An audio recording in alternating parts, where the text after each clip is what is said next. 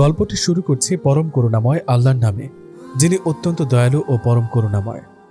তো চলুন আজকের গল্প শুরু করা যাক। বাসর ঘরে একা একা বসে আছি।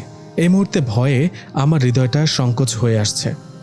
নিঃশব্দ কান্নায় যেন ভেতরটা ভেঙে চুরমার হয়ে যাচ্ছে। কি করব এই মুহূর্তে ভেবে বারবার ক্লান্ত হয়ে যাচ্ছি। বিয়ে নিয়ে প্রত্যেকেরই হাজারো স্বপ্ন থাকে। বাসর রাত মানুষের জীবনের সবচেয়ে গুরুত্বপূর্ণ রাত। সব মেয়েরাই হয়তো বাসর ঘরে বসে তার বরের জন্য অপেক্ষা করে, কিন্তু আমার ক্ষেত্রে সম্পূর্ণ আলাদা। ওনাকে কিভাবে যে বলবো এসব কথা, এসব শুনে কি রিয়েক্ট দেখাবেন উনি? আচ্ছা, উনি কি আমাকে বোঝার চেষ্টা করবেন, নাকি বাসা থেকে বের করে দিবেন, নাকি জোর করে তার হক আদায় করবেন? না না, কিছুতেই এটা হতে দিব না। আমি ভুল করেছি, অনেক বড় ভুল করেছি, যে ভুলের কোনো মাসুল নেই। হে রব, আপনি আমাকে পথ দেখান। আমি যে অনেক বড় অন্যায় করে ফেলেছি, আমাকে ক্ষমা করুন আল্লাহ। আপনি ছাড়া এই মুহূর্তে আমাকে সাহায্য করার মতো কেউ নেই রব। আমাকে আমার স্বামীর জন্য পবিত্র রাখুন। আমার স্বামীর আমানত রক্ষা করতে সাহায্য করুন মাবুদ। আসসালামু আলাইকুম। জায়েদের কণ্ঠ শুনে নুসাইবার ভাবনার ঘোর কাটে। ভয়ে ও সংকোচে ওর আত্মাটা যেন খাঁচা থেকে বের হতে যাচ্ছে। জায়েদের উপস্থিতিতে খাটের ওপর গুটিসুটি হয়ে বসল নুসাইবা। সালামের জবাব না পেয়ে জায়েদ নুসাইবার দিকে এগিয়ে এসে আবারও মুচকি হেসে সালাম দিল। নুসাইবা জবাব না দিয়ে জায়েদের দিকে আতঙ্কিত হয়ে তাকিয়ে আছে, যেন ও ভুলে গেছে সালামের জবাব দেওয়া যে ওয়াজিব। নুসাইবা হারিয়ে গেছে নিজের অপ্রকাশ্য সেই ভাবনায়। কিভাবে ওনার এই মায়াবী চেহারা থেকে পবিত্র হাসিটা কেড়ে নিব আমি? কিভাবে বলবো যে আমাদের বিয়েটা বৈধ হয়নি? উনি কি মেনে নেবেন এটা, নাকি গোপনই রেখে দিব? না না, আমি এটা কিছুতেই হতে দেব না। আমি কিছুতেই আল্লাহর ওপরে অন্য কাউকে প্রায়োরিটি দিতে পারি না।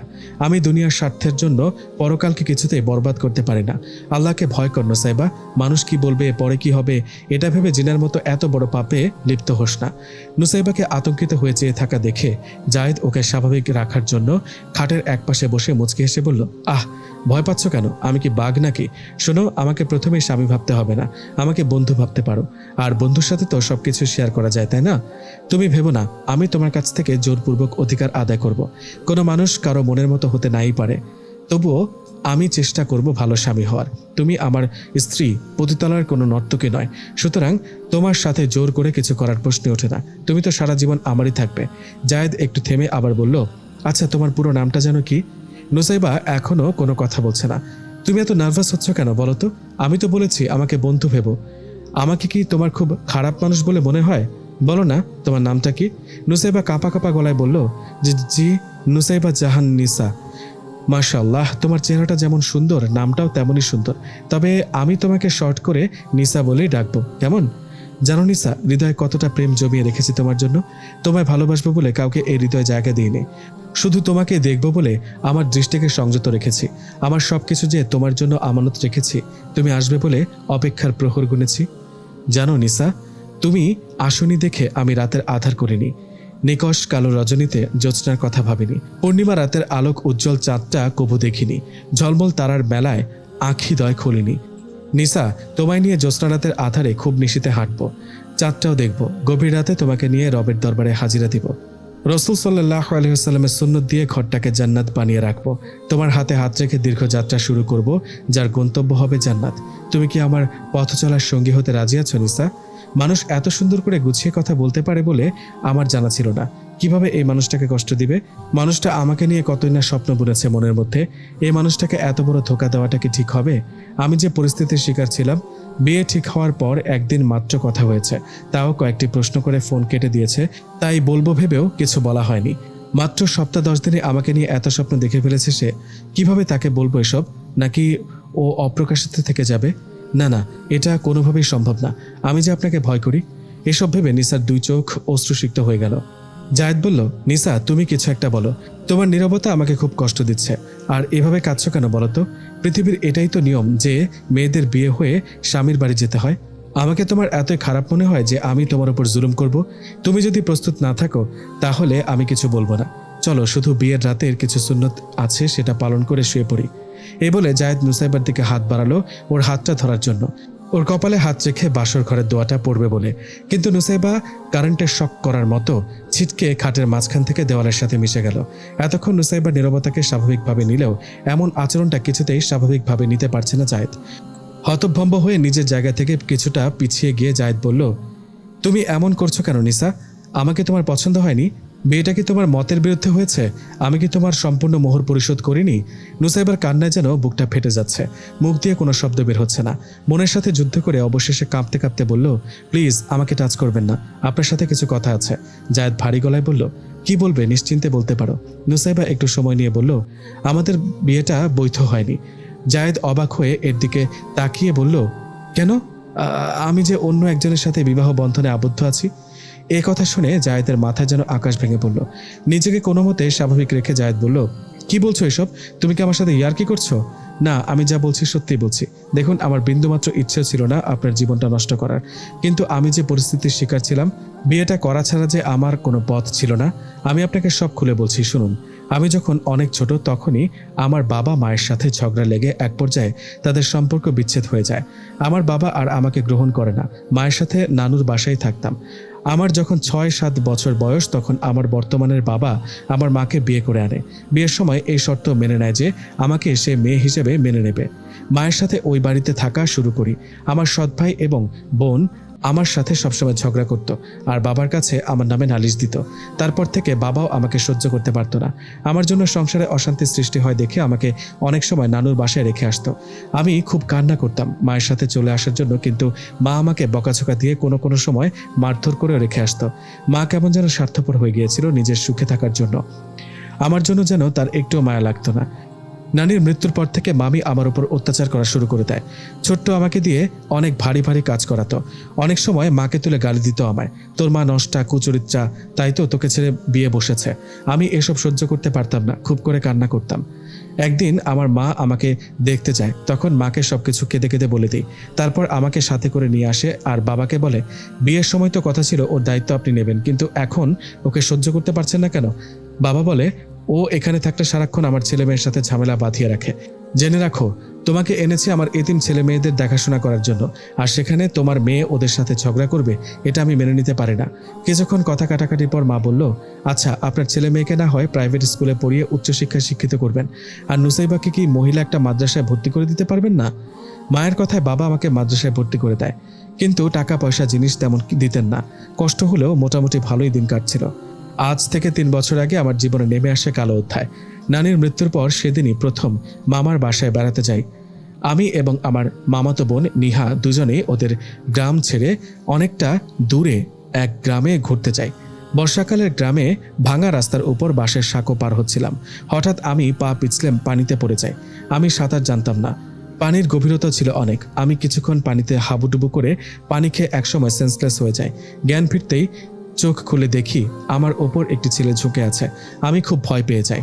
মাথার কাছে মামাতো বোন নেহাও ছিল, ও আমাকে ধরে উঠিয়ে বসিয়ে দেয়। আমি হতভম্ব হয়ে আমার হিজাব খুঁজছিলাম। এমন সময় বেশ কয়েকজন যুবক এসে আমাদের ছবি তুলে আর আমাদেরকে খুব বাজে কথা বলতে থাকে। তারা দাবি করে আমরা নাকি কুকর্মে লিপ্ত ছিলাম। তখন আমার পাশের ছেলেটি বলে, এই ভাই আপনারা এসব কি বলছেন? আমি তো ওনার জীবন বাঁচালাম, আর আপনারা কি সব বাজে মন্তব্য করা শুরু করে দিয়েছেন? আর আমাদের ছবি কেন তুললেন? ডিলিট করুন বলছি। মাস্তান ছেলেগুলো তখন বলে, ওই গরিবের বাচ্চা, ছবি ডিলিট না করলে কি করবি তুই? হ্যাঁ, টাকা দে 20,000, নইলে এই ছবি আর ভিডিওগুলো এডিট করে সোশ্যাল মিডিয়ায় ভাইরাল করে দিব। এভাবে আমাদেরকে অনেকক্ষণ হুমকি দিতে থাকে। জায়গাটা খুব নিরিবিলি ছিল। কিছুক্ষণ পর ওখানে কয়েকজন মুরব্বী আমাদের কাছে এসে জিজ্ঞাসাবাদ করতে থাকে।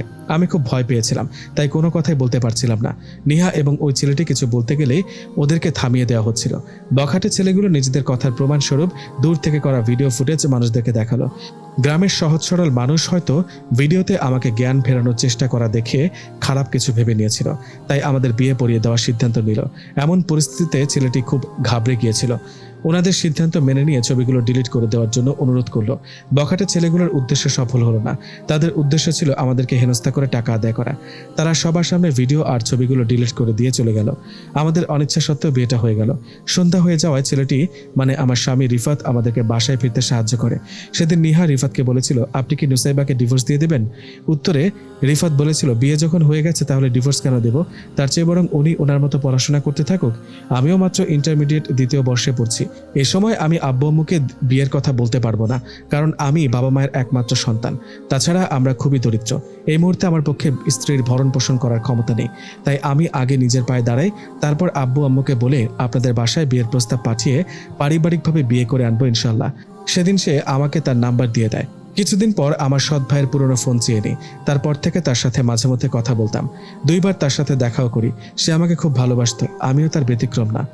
একদিন কোনো এক কারণে ফোনটা আমার কাছে ছিল না। পরের দিন ফোন হাতে নিয়ে দেখি অনেকগুলো মিসড কল। অবশেষে একটি মেসেজ দিয়ে রেখেছে। মেসেজের লেখা এমন ছিল যে আমার মা বড় একটা রোগে আক্রান্ত, চিকিৎসার জন্য দেশের বাইরে নিতে হবে। বাবার মৃত্যুর পর থেকে মায়ের শরীরটা ভালো যায়নি। মেডিকেল টেস্ট করার পর ডাক্তার বলেছে উন্নত চিকিৎসার জন্য দেশের বাইরে নিয়ে যেতে হবে। প্রিয়, আমি তোমাকে অনেক ভালোবাসি, প্লিজ তুমি আমার থেকে হারিয়ে যেও না। আমি খুব দ্রুত তোমার জন্য ফিরে আসব। আমার পাখিটাকে তোমার কাছে আমানত রেখে গেলাম, তুমি আমার আমানতের খেয়ানত করো না প্লিজ। আর আমার মায়ের জন্য দোয়া করবে, আল্লাহ যেন আমার কলিজার টুকরা মাকে সুস্থতা দান করেন। মেসেজ পড়ে আমি হতভম্ব হয়ে যাই। কাঁপা কাঁপা হাতে তাকে ফোন দিই, কিন্তু ফোন আর ঢোকেনি। দীর্ঘ 1 বছর ধরে তার জন্য অপেক্ষা করছি, সে ফিরে আসেনি আর ফোনটাও অন করেনি।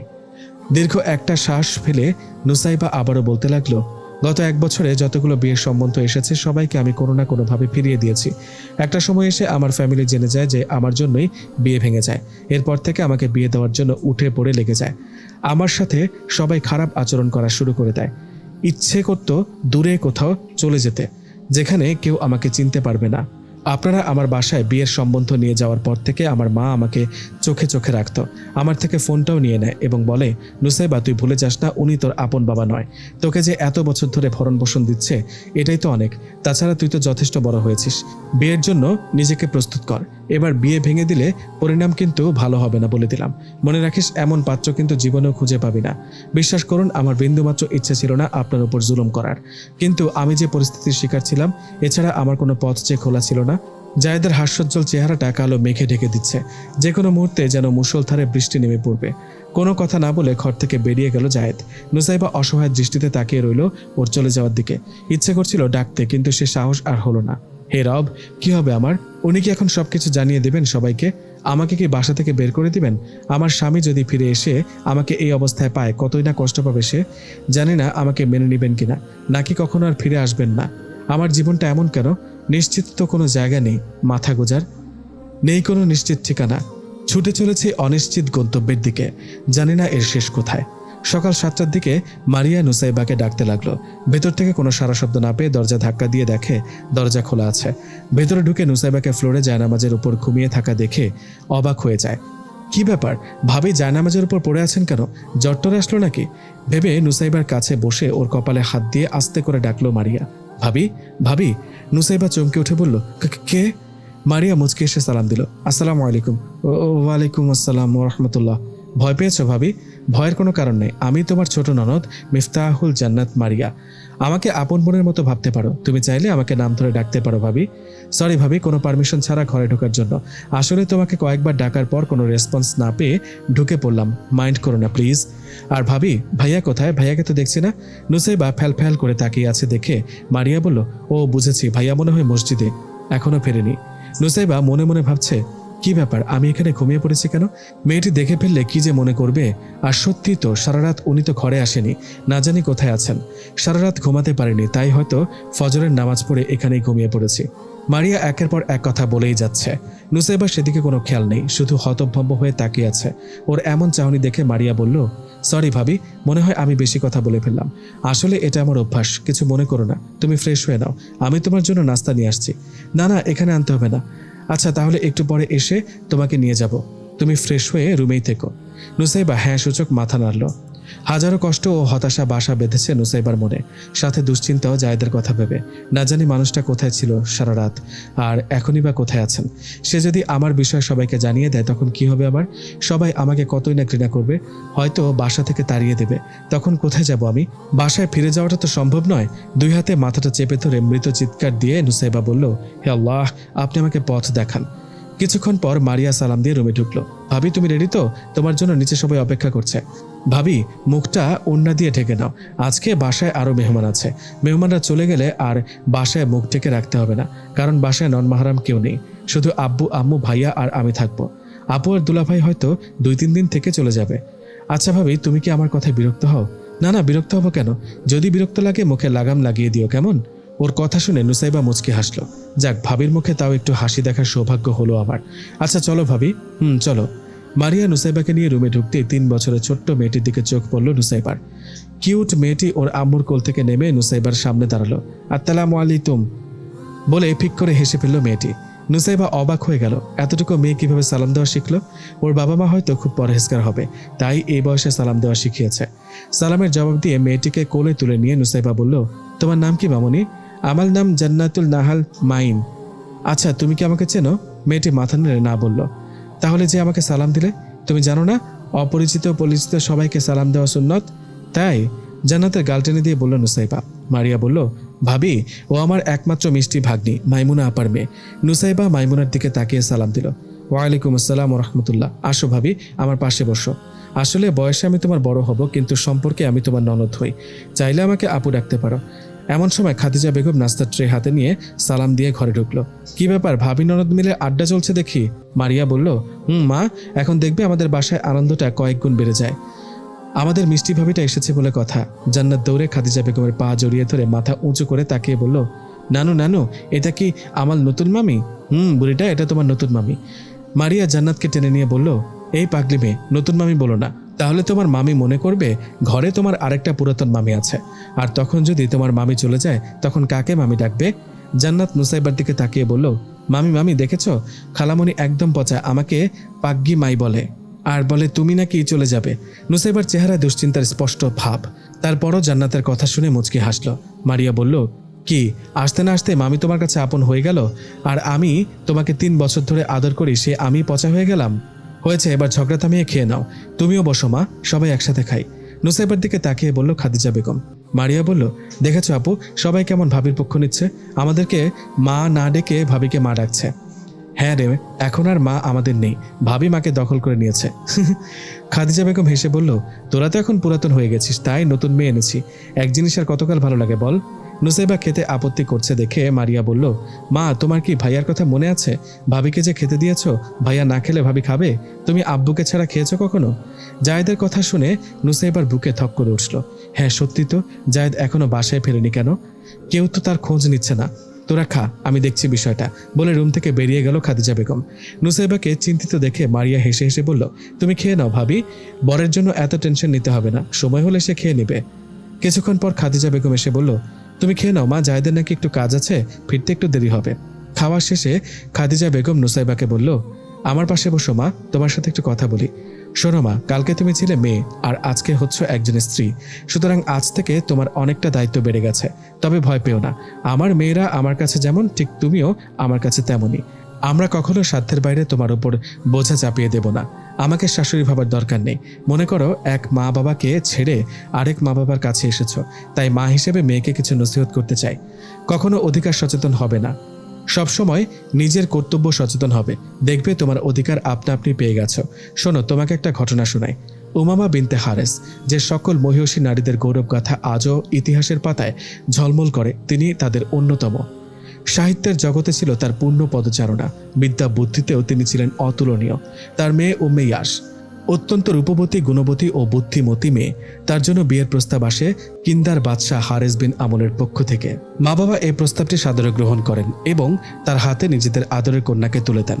বিদায় বেলায় উমামা বিনতে হারেস অশ্রুত নয়নে পরম মমতায় মেয়েকে কাছে টেনে বলেন, আদব কায়দা সম্পন্ন শিষ্টাচারী সদাচারীকে যদি উপদেশ দেওয়ার প্রয়োজন না হতো, আমি তোমাকে কোনো উপদেশ দিতাম না।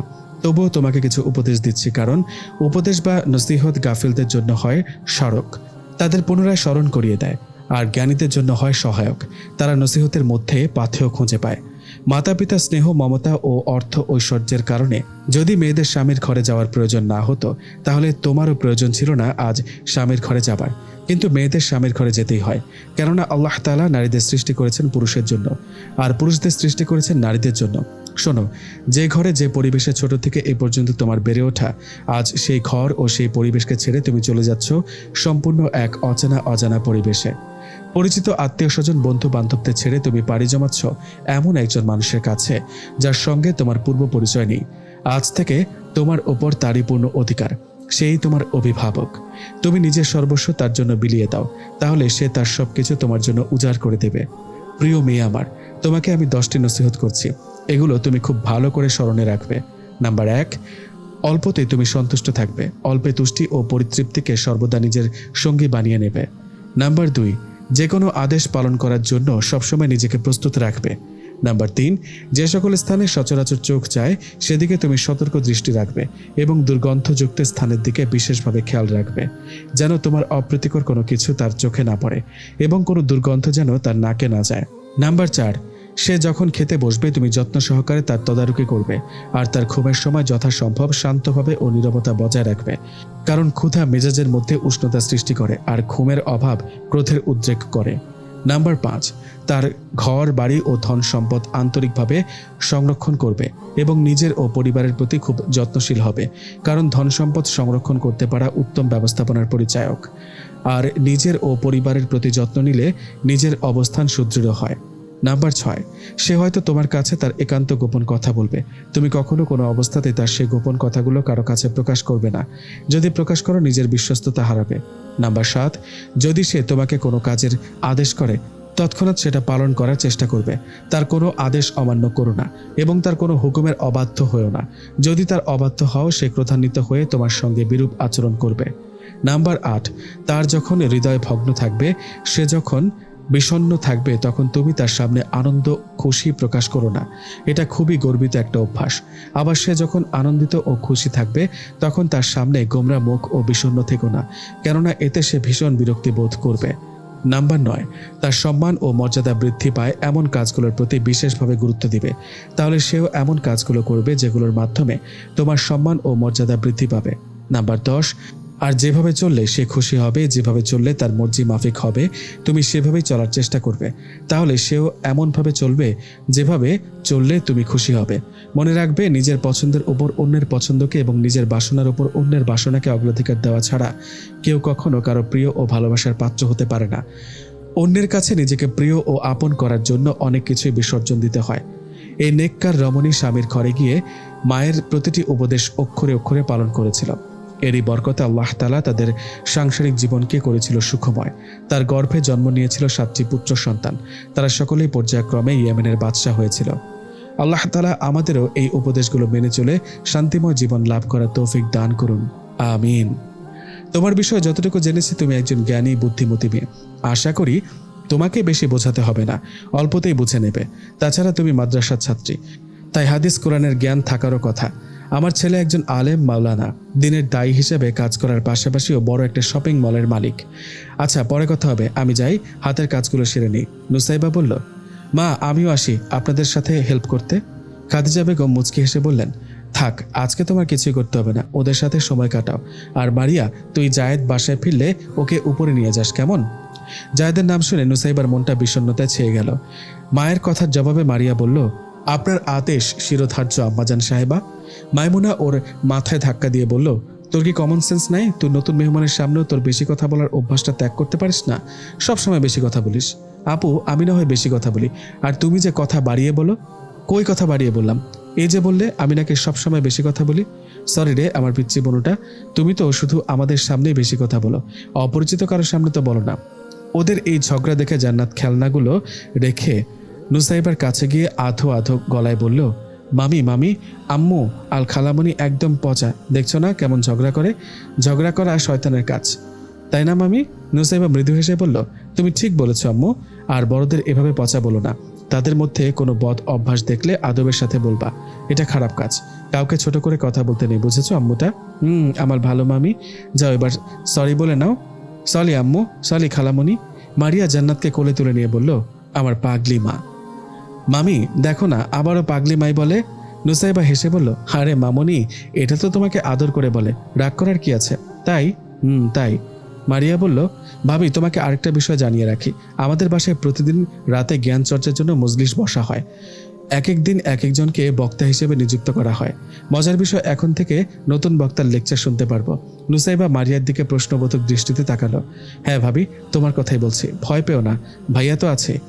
বেলা 10টার দিকে মারিয়া নুসাইবাকে নিয়ে উপরে গেল। কিছুক্ষণ আগে জায়েদ বাসায় ফিরেছে, নাস্তা করতে বলেছে বাইরে থেকে খেয়ে এসেছে। জায়েদের ঘরে এসে ওকে দেখতে না পেয়ে মারিয়া ডাকাডাকি শুরু করলো। ওর ডাক শুনে অন্য একটা রুম থেকে বেরিয়ে এসে জায়েদ বলল, কি হয়েছে মারিয়া, ডাকছিস কেন? আমার ভাইয়া দেখি বিয়ে করে লজ্জাবতী হয়ে গেছে, সবার থেকে কেমন পালিয়ে বেড়ায়। পাগল কোথাকার, ছেলেরা লজ্জাবতী হয় না, লজ্জাবতী হয় মেয়েরা, বুঝলি? পাগল আমি না, পাগল হলে তুমি। মেয়েরা কখনো পাগল হয় না, পাগল হয় ছেলেরা, বুঝলে? হো বুঝলাম। তো ডাকছিস কেন বল? তোমার আহলিয়াকে রেখে গেলাম, দেখে রেখো। কথাটা শুনে যা এদের মনটা খারাপ হয়ে গেল। আচ্ছা যা তুই। দরজার সামনে দাঁড়িয়ে মারিয়া চলে যাওয়ার দিকে তাকিয়ে রইল নুসাইবা। জায়েদও ওখান থেকে চলে গেল। একবারের জন্য নুসাইবার দিকে তাকালো না। নুসাইবার ইচ্ছে করছিল কিছু কথা বলার জন্য ডাকতে, কিন্তু সে সাহসও ওর হলো না। এই মুহূর্তে জায়েদের মাথায় কোনো কাজ করছে না। কি করবে এখন? বিকেল হতে বাড়ির সব মেহমান চলে গেল। জান্নাত সহ ওর আম্মু আব্বু রেডি হয়েছে যাওয়ার জন্য। নুসাইবা জান্নাতকে কোলে নিয়ে বলল, আবার এসো আম্মু। ইনশাআল্লাহ মামি। ইনশাআল্লাহ না আম্মু, বলো ইনশা আল্লাহ। ইনশা আল্লাহ বলে জান্নাত খিলখিল করে হেসে উঠল। নুসাইবাও হাসলো। মাইমুনা বলল, ভাবি ভাইয়ার সাথে আমাদের বাসায় বেড়াতে যেও কিন্তু। ইনশাল্লাহ আপু, তোমরাও এসো আবার। ভাইয়ার অলিমার অনুষ্ঠানে আসবো ইনশাল্লাহ। সবার কাছ থেকে বিদায় নিয়ে ওরা চলে গেল। ডিনার করার জন্য সবাই ডাইনিং টেবিলে বসে আছে। জায়েদ সেই বিকেলে বাসা থেকে বের হয়েছে, এখনো ফেরার নামগন্ধ নেই। ফোন দিয়ে আসতে বলায় বলেছে একটু দেরি হবে, তোমরা খেয়ে দিয়ে শুয়ে পড়ো। তাই সবাই খাওয়া দাওয়া শুরু করে দিয়েছে। নুসাইবা খাচ্ছে না দেখে জাফর আহমেদ বললেন, নুসাইবা খাচ্ছে না কেন মা? শ্বশুরের কথা শুনে নুসাইবা থতমত খেয়ে বলল, না মানে। মারিয়া বলল, আব্বু ভাবি মনে হয় ভাইয়ার সাথে খাবে না। দেখো না মা কখনো তোমাকে ছাড়া খায় না, তো ভাবি ভাইয়াকে ছাড়া খাবে কেন? নুসাইবা লজ্জা লজ্জা ভাব নিয়ে নিচের দিকে তাকিয়ে আছে আর ভাবছে এই পরিবারের মানুষগুলো কেমন সরল মনের। একদিনই আমাকে কতটা আপন করে নিয়েছে। যখন আমার ব্যাপারে জানতে পারবে তখন না জানি কতটা ঘৃণা জমবে মনে। জায়েদের প্রতি নুসাইবার অভিমান হচ্ছে এজন্য যে ও কেন কোনো ডিসিশন না নিয়ে দূরে দূরে থাকছে। খাওয়া দাওয়া শেষে খাদিজা বেগম ও জাফর আহমেদ ওখান থেকে চলে গেল। মারিয়া ও নুসাইবা ওখানে বসে গল্প করতে লাগলো। কিছুক্ষণ পর এসে সালাম দিয়ে খাবার রুমে প্রবেশ করলো। সালামের উত্তর দিয়ে মারিয়া বলল, ভাইয়া তুমি কিন্তু একটু বেশি ব্যস্ততা দেখাচ্ছ। ঘরে নতুন বউ রেখে এত রাত পর্যন্ত কেউ বাইরে থাকে? জায়েদ কোনো কথা বলছে না দেখে মারিয়া ওর দৃষ্টির সামনে গিয়ে বড় বড় করে তাকিয়ে বলল, আমার ভাইয়ার কি হয়েছে? কথা বলছে না যে? মারিয়া তুই কিন্তু বেশি পেকে গেছিস। আমি তোমাদের ডিস্টার্ব করছি তাই না? আচ্ছা আমি চলে যাচ্ছি, তোমরা একসাথে খাও। তোমার অপেক্ষার অবসান ঘটেছে ভাবি, বলে মারিয়া দৌড়ে চলে যেতে লাগলো। এ মারিয়া কই যাচ্ছিস? দাঁড়া। মারিয়া আর ফিরে তাকালো না। এই মেয়ে না একটু বেশি কথা বলে, মনে মনে ভাবলো নুসাইবা। জায়েদ কোনো কথা না বলে প্লেটে ভাত নিয়ে চুপচাপ খেয়ে চলে গেল। একবারের জন্য নুসাইবার দিকে তাকালো না, জানতেও চাইল না ও খেয়েছে কিনা। অজানা এক কষ্টে ভারী হয়ে গেল নুসাইবার মন। কি হলো আমার? কেন এত কষ্ট পাচ্ছি? তার নীরবতায় কি আমার কষ্ট পাওয়ার কথা? সে তো অস্বাভাবিক কিছু করে নাই, আমি তো তার কেউ না, তাহলে সে আমার খোঁজ নেবে কেন? নুসাইবা না খেয়ে উপরে চলে আসলো। জায়েদকে দেখতে না পেয়ে নুসাইবা ভাবছে উনি তাহলে কোথায় থাকেন। জায়েদকে ওয়াশরুম থেকে বেরিয়ে অন্য একটা রুমে ঢুকতে দেখে নুসাইবা ক্লান্ত চোখ দুটি শান্ত হলো। দরজাটা লক করে শুয়ে পড়ল নুসাইবা। গভীর রাতে ঘুম ভেঙে যাওয়ায় বিছানা ছেড়ে অজু করে এসে রবের দরবারে দাঁড়িয়ে পড়ল নুসাইবা। দীর্ঘ সময় ধরে নামাজ আদায় করে রবের দরবারে হাত তুলে বলতে লাগলো, হে রব, আপনি তো আমার দুঃখগুলো জানেন, আমার দুঃসময়গুলোতে আপনি তো আমাকে আগলে রেখেছেন, আমার মন খারাপের সঙ্গী হয়েছেন। আমার কাছের মানুষজন আমাকে পরিত্যাগ করলেও আপনি তো কখনোই আমাকে ছেড়ে যাননি। আমার রব, আমার মনটা আজও ভীষণ খারাপ। জীবন যুদ্ধ নামক ভীষণ এক যুদ্ধের মুখোমুখি আমি। আপনি তো জানেন আমি কিসের মধ্যে দিয়ে যাচ্ছি। আমার সমস্ত অভিযোগ অনুরোধ তো আপনাকেই ঘিরে। আপনি তো জানেন আমি আমার সময়গুলো কোথায় অতিবাহিত করেছি। ইয়া রব, আমি আমাকে আপনার জন্য প্রস্তুত করেছি, আপনার নিকট নিজেকে সোপর্দ করতে আমার পরিপূর্ণ চেষ্টা চালিয়েছি। ইয়া রব, আপনি আমার ডাকে সাড়া দিন। আপনাকে ডেকে তো আমি কখনোই নিরাশ হইনি। আপনি তো আমার একমাত্র অভিভাবক। আমি সমস্ত মানুষ থেকে বিমুখ হয়ে একমাত্র আপনাকে স্মরণ করছি, যেভাবে প্রথমবার এক পদক্ষেপে আপনার দিকে সানন্দে বাড়িয়েছিলাম। হে রব, আমার জন্য সংগ্রাম কঠিন হয়ে পড়েছে। আপনি তো সহজতার মালিক। আপনি তো বলেছেন বিশ্বাসীদের অন্তরে প্রশান্তি অবতীর্ণ করবেন। আমি কি আপনার প্রতি ঈমান আনিনি এবং সে অনুযায়ী নিজের জন্য যথেষ্ট ভাবিনি? হে রব, এই দুঃসহ মুহূর্তে আমাকে আগলে রাখুন। আরও একটিবার আমাকে আপনার সন্নিকটে আনুন। আমার বিশ্বাস তো বড়ই দুর্বল। আমাকে এমন পরীক্ষায় ফেলুন যাতে আপনার দিকে আরও দৌড়ে যেতে পারি, কিন্তু এমন পরীক্ষা নেবেন না যাতে আমার বিশ্বাস আরও দুর্বল হয়ে পড়ে। আমাকে ধৈর্য ধারণ করার শক্তি দিন আল্লাহ। আপনার দর্শন অবধি এই মানসিক যন্ত্রণাগুলোকে আমার জন্য প্রেরণার উৎস বানিয়ে দিন। দুনিয়াবি এই সমস্ত চিন্তা থেকে আমার নফসকে বিরত রাখার তৌফিক দিন। আমার রূহকে জীবিত করুন আল্লাহ, এবং আমাকে প্রশান্ত আত্মার মর্যাদা প্রদান করুন। নিঃসন্দেহে আপনি দাতাদের মধ্যে শ্রেষ্ঠ ও সর্বোত্তম দাতা। এভাবে পার হয়ে যায় 3 থেকে 4 দিন। জায়েদ আর আগের মতো পরিবারকে সময় দেয় না। প্রয়োজনে ঘরে ফিরলেও কখনো সবার সাথে একসাথে বসে খায় না। এটা ওটার ব্যস্ততা দেখিয়ে দেরিতে খায়, নুসাইবা থেকেও যথেষ্ট দূরত্ব বজায় রাখে। এমনকি সিঁড়ি দিয়ে ওঠানামা করার সময় দুজন মুখোমুখি হওয়ার সম্ভাবনা থাকলে প্রয়োজনে 2 থেকে 3 মিনিট ওয়েট করে। তারপরও নুসাইবার সামনে যেতে চায় না জায়েদ। এ নিয়ে খাদিজা বেগম ও জাফর আহমেদ কিছু না বললেও মারিয়া মাঝে মধ্যে খোঁচা মেরে এটা ওটা বলে। সন্ধ্যাবেলায় দোতলার বারান্দায় দাঁড়িয়ে ঝিরিঝিরি বৃষ্টি উপভোগ করছে নুসাইবা। এমন সময় জায়েদ সেখানে পৌঁছে নুসাইবাকে দেখতে পেয়ে ফিরে যেতে লাগলো। নুসাইবা জায়েদকে দেখে সাহস করে ওকে ডাকলো, শুনুন। জায়েদ থেমে গিয়ে পেছনে না তাকিয়ে বলল, জি বলুন, আপনার সাথে একটু কথা ছিল। জি বলতে পারেন। বলছিলাম এভাবে আর কতদিন যাবে? কোনো সিদ্ধান্ত নিতে চান না? এখন আমার মাথায় কোনো কাজ করছে না, আপাতত এভাবে থাকতে থাকুন, পরে দেখা যাবে কি হয়, বলে জায়েদ আবারও যেতে লাগলো। আর একটু শুনুন না। জি বলুন। আসলে আমি অন্য কারো স্ত্রী হয়ে এভাবে আপনার বাসায় থাকতে খাইতে জেলাস ফিল করছি, আর এভাবে একই ছাদের নিচে থাকলে ফিতনা সৃষ্টি হতে পারে। আমি কি আপনাকে একটা পরামর্শ দিতে পারি? পরামর্শ কেন? আপনার লাইফ ডিসিশনটাও তো আপনার। আপনি বলুন, আমি আপনাকে হেল্প করব ইনশাল্লাহ। তাহলে এমন কোনো জায়গায় আমাকে কোনো কাজের ব্যবস্থা করে দিতে পারবেন যেখানে আমি নিরাপদে থাকবো এবং পর্দা মেনটেন করতে পারবো? সরি, আমি এখনও কিছু বলতে পারছি না, আপনি এখানেই থাকতে থাকুন। ইনশাআল্লাহ আমার দ্বারা আপনার কোনো ক্ষতি হবে না। সকালে জায়েদকে বাসা থেকে বেরোতে দেখে জাফর আহমেদ পেছন থেকে ডাকলো, জি বাবা বলো। বলছি, এত ব্যস্ত হয়ে গেছিস, বাসায় একটু বসারও সময় হয় না তোর? আসলে বাবা, আয় বস এখানে, তোর সাথে কিছু গুরুত্বপূর্ণ কথা আছে। জায়েদ গিয়ে বাবার পাশে বসলো আর মনে মনে ভয় পেল, না জানি কি বলে। তোর বিয়ের অলিভার আর মাত্র 3 দিন বাকি আছে, এখন থেকে কেনাকাটা শুরু করতে হবে, আবার লোকজনকেও তো দাওয়াত দিতে হবে, সব কাজ এখনো বাকি রয়েছে। এত উদাসীন হলে চলে বল? বাবা, তোমার বন্ধু আমজাদ চাচা আর মাইমুনার জামাইকে নিয়ে যা করার করো, আমি তোমাদের সাথে আছি। ছেলের এমন কথা শুনে জাফর আহমেদ বিস্ময়ের চোখে ছেলের দিকে তাকিয়ে ভাবল, ও কেমন হতাশ লাগছে কেন? কিছু একটা হয়েছে মনে হয়। তাহলে এখন আর কোথাও যাস না, খাওয়া দাওয়া করে চল, বাজারে যাই। আচ্ছা ঠিক আছে। সবাই খাবার টেবিলে বসে জায়েদের জন্য অপেক্ষা করছে। জায়েদ আসছে না দেখে মারিয়া বলল, ভাইয়া বিয়ে করে বড়লোক হয়ে গেছে, এখন আমাদের সাথে খাওয়ার সময় হয় না। দাঁড়াও, আমি ভাইয়াকে ডেকে আনি, না আসলে টেনে হিচড়ে নিয়ে আসবো।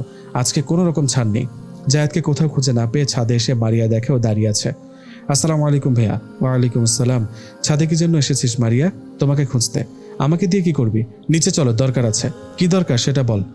আমার সাথে চলো, তাড়াতাড়ি বলছি। মারিয়ার পিছু পিছু খাবার ঘরে প্রবেশ করলো জায়েদ। ওর উপস্থিতিতে শ্বশুর শাশুড়ির সাথে হাসি মুখে কথা বলা নুসাইবার মুখটা মলিন হয়ে গেল। মারিয়া বলল, আমি বললাম না, না আসলেও টেনে হিচড়ে আনবো ভাইয়াকে। কি তুই আমাকে টেনে হিচড়ে এনেছিস? এই শক্তি ও সাহস তুই কোথায় পেলি? ভাইয়া, টেনে আনতে শক্তির প্রয়োজন হয় না, কথা দিয়েও টেনে আনা যায়। এই যে তুমি কি সুন্দর বাধ্য ছেলের মতো আমার কথায় চলে আসলে। হয়েছে, ঝগড়া থামিয়ে এখন সবাই খেতে বস। খাদিজা বেগমের কথায় সবাই খেতে বসলো। জাফর আহমেদ বলল, নুসাইবা মামনি, তুমিও বসো, একসাথে খাই। জায়েদের উপস্থিতিতে নুসাইবা খেতে সংকোচ বোধ করছিল, তারপরও সবাই যেহেতু বলেছে তাই ও অমান্য করতে পারল না। জায়েদ অল্প খেয়ে চলে যেতে লাগলে মারিয়া বলল, কোথায় যাচ্ছ ভাইয়া? দাঁড়াও, অনেকদিন ধরে তো রাতের সেই দিনই মজলিসটা করা হয় না, এখন একটা নসিহত করে যাও। এখন নয়, পরে, বলে জায়েদ চলে গেল। যথাক্রমে অলিভার অনুষ্ঠান শেষ হলো। নুসাইবার বাবা মাও এসেছিল। যাবার সময় মেয়ে ও জামাইকে নিয়ে যেতে চাইলে জাফর আহমেদ বলেছেন, এখন অনেক ঝামেলা আছে বাসায়, কাল পরশুর মধ্যে ওদেরকে পাঠিয়ে দেবো ইনশাল্লাহ। 2 দিন পর জাফর আহমেদ ছেলেকে ডেকে পাঠালেন। বললেন, জায়েদ আজকে নুসাইবাকে নিয়ে ওদের বাসায় বেড়াতে যা। জায়েদ বলল, বাবা আসলে আমার কাজ আছে তাই যেতে পারছি না, তাদেরকে বলো তারা যেন তাদের মেয়েকে এসে নিয়ে যায়। একদম অজুহাত দেখাবি না বলে দিলাম। মেয়েটি কদিন ধরে আপনজনকে ছেড়ে দূরে আছে, ওর কি ইচ্ছা করে না আপনজনের সাথে সময় কাটাতে? আজকে যাবি বলে দিলাম। জায়েদ আর না করার সাহস পেল না। আচ্ছা দেখছি কি করা যায়। জায়েদ ভাবলো নুসাইবাকে বলো কোনোভাবে যাওয়া বন্ধ করা যায় কিনা, তাই ওকে বলার জন্য কিচেনে প্রবেশ করলো। আসসালামু আলাইকুম। নুসাইবা চমকে গিয়ে উত্তর দিল, ওয়ালাইকুম আসসালাম রহমতুল্লাহ। একটা কথা বলার ছিল আপনার কাছে, তাই আসলাম। জি বলুন।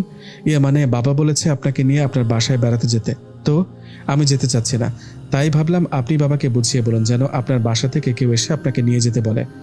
এমন সময় মারিয়া কিচেনে ঢুকে হাসতে হাসতে বলল, কি আজব ব্যাপার ভাইয়া, বউয়ের সাথে কেউ আপনি আপনি করে কথা বলে নাকি? এত সম্মান করো ভাবিকে? জায়েদ মারিয়ার দিকে রাগান্বিত চোখে তাকালো। সাথে সাথে মারিয়ার হাসি বন্ধ হয়ে গেল, মুখটা মলিন করে ওখান থেকে দৌড়ে চলে গেল। জায়েদ নুসাইবাকে উদ্দেশ্য করে বলল, প্লিজ জানতো, ওকে গিয়ে শান্ত করুন, ও হয়তো কষ্ট পেয়েছে অনেক। কই, আপনি তো কিছুই বলেন নাই, কষ্ট পাবে কেন? গিয়েই দেখুন, হয়তো কান্না শুরু করে দিয়েছে। আমি রান্না শেষ করছি, আপনি ওর কাছে যান। মারিয়া, এই মারিয়া, কান্না করছো কেন, কি হয়েছে? মারিয়া বালিশে মুখ গুজে কেঁদে যাচ্ছে। নুসাইবার ডাকে সাড়া দিচ্ছে না। নুসাইবা মারিয়ার কাঁধে ধরে ঝাঁকুনি দিয়ে বলল, এই পাগলি, তোমার ভাইয়া তো তোমাকে কিছুই বলেনি, তাহলে কান্না করছো কেন? মারিয়া উঠে নুসাইবাকে জড়িয়ে ধরে বলল, বিশ্বাস করো ভাবি, ভাইয়াকে আমি এই প্রথম রাগান্বিত চেহারায় দেখলাম। এর আগে কখনো আমাকে ধমক দিয়ে কথা বলেনি, আর এভাবে আমার দিকে তাকায়ওনি। তুমি ভাইয়াকে বলো আমি সরি বলেছি। আসলে আমিও বুঝতে পারিনি, তাই তোমাদের পার্সোনাল বিষয়ে নাক গলিয়ে ফেলেছি। আর এমন হবে না, প্লিজ ক্ষমা করে দাও। আরে সরি বলার কি আছে, তুমি তো ভুল কিছু বলনি। আসলে তোমার ভাইয়া অন্য কিছু নিয়ে টেনশনে ছিল, তাই এমন করেছে। এ নিয়ে এত সিরিয়াস হওয়ার কিছুই নাই। না ভাবি, ভাইয়া যতই টেনশনে থাকুক না কেন, কখনো ভাইয়াকে রাখতে দেখিনি। আসলে এই ভুলটা আমার ছিল। এখন থেকে আর অতিরিক্ত কথাই বলবো না, বললেই ঝামেলা।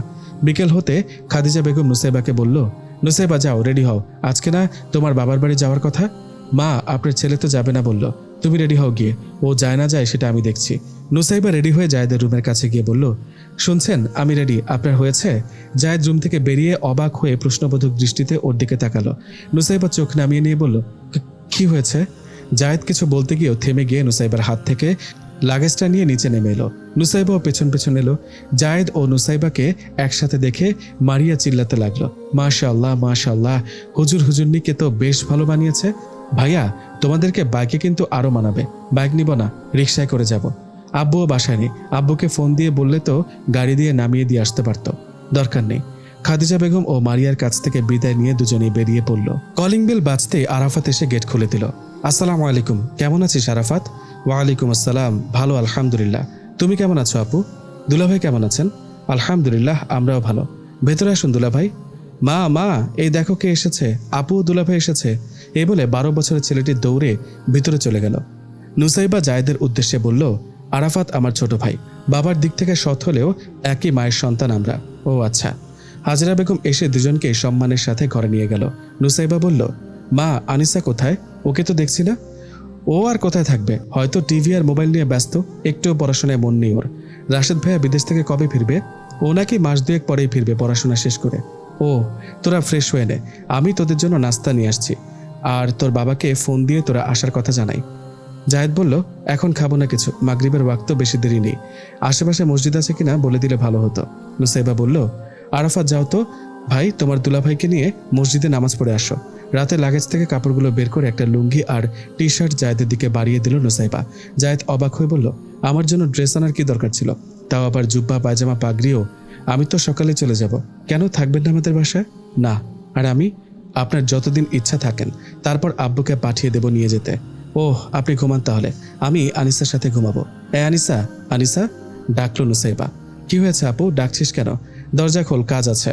আনিসা দরজা খুলে দিয়ে বলল, নতুন বরকে রেখে আমার কাছে কি কাজে? হ্যাঁ রে আপু, আজকে তোর সাথে ঘুমাবো। ও মা, কেন আমার সাথে কেন?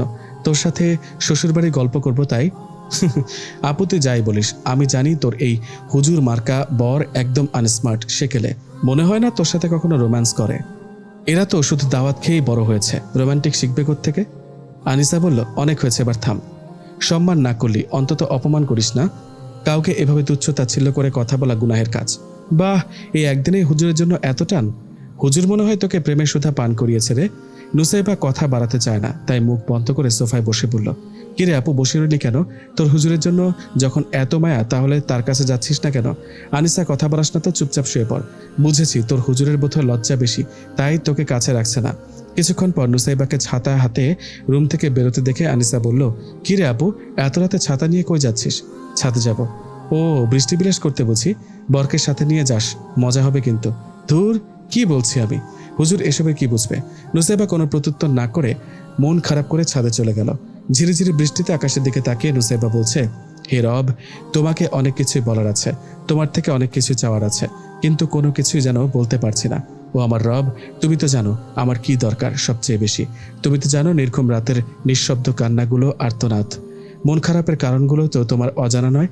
তোমার এই অসহায় বান্দি তোমার থেকে প্রতিদানের আশায় ব্যাকুল হয়ে আছে রব। তুমি ছাড়া আমার কষ্টগুলো বোঝার যে কেউ নেই।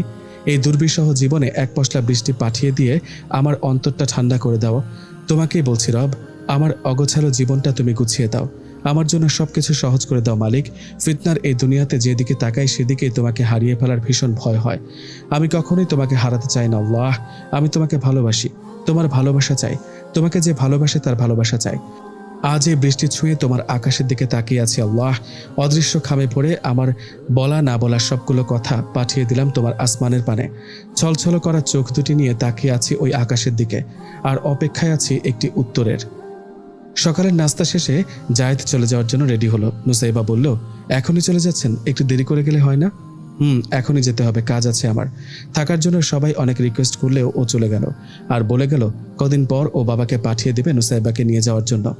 জায়েদকে বিদায় জানিয়ে নিজের রুমে গিয়ে নুসাইবা দেখে বেডের উপর কিছু টাকা রাখা। কি ব্যাপার, এখানে এতগুলো টাকা কেন? হয়তো উনি ভুলে রেখে গেছেন ভেবে নুসাইবা জায়েদকে কল দিল। হ্যালো, আসসালামু আলাইকুম। ওয়ালাইকুম আসসালাম। কি হয়েছে, কিছু বলবেন? জি হ্যাঁ, আসলে বেডের উপর আপনি হয়তো ভুলে টাকা রেখে গেছেন, নিয়ে যাবেন কিনা তাই ফোন দিলাম। ওহ, আমি এখন ফিরে যেতে পারবো না, চাইলে আপনার প্রয়োজনে টাকাগুলো কাজে লাগাতে পারেন। জায়েদ বুঝতে দিল না যে ওই টাকাগুলো নুসাইবার জন্য ইচ্ছে করে রেখে গেছে। 5 দিন পর জাফর আহমেদ গিয়ে নুসাইবাকে বাসায় নিয়ে এলো। মারিয়া নুসাইবাকে দেখে দৌড়ে এসে জড়িয়ে ধরে বলল, কতদিন পর আমার একমাত্র মিষ্টি ভাবিটাকে দেখলাম। জানো, তোমাকে ছাড়া একদম ভালো লাগে নাই এই কয়দিন। খাদিজা বেগম বললেন, যাও মা, ওপরে গিয়ে ফ্রেশ হয়ে বিশ্রাম নাও। নুসাইবা হ্যাঁ সূচক মাথা নেড়ে উপরে উঠতে লাগলো। কেমন যেন একটা শূন্যতা কাজ করছে নুসাইবার মনে। চোখ দুটি কি যেন খুঁজতে খুঁজতে ক্লান্ত হচ্ছে বারবার। নুসাইবাকে এদিক ওদিক তাকাতে দেখে মারিয়া পেছন থেকে আস্তে করে ধাক্কা দিয়ে বলল, ভাবি, ভাইয়াকে খুঁজছো? ভাইয়া তো বাসায় নেই। নুসাইবা চমকে উঠে বলল, তুমি কখন নিলে? ভয় পেয়েছো বুঝি? আমি তো তোমার পেছন পেছন এলাম, টের পাওনি? দাঁড়াও, আমি ভাইয়াকে ফোন দিয়ে বলছি। ভাবি তোমার জন্য অপেক্ষা করছে, বাসায় আসো এক্ষুনি।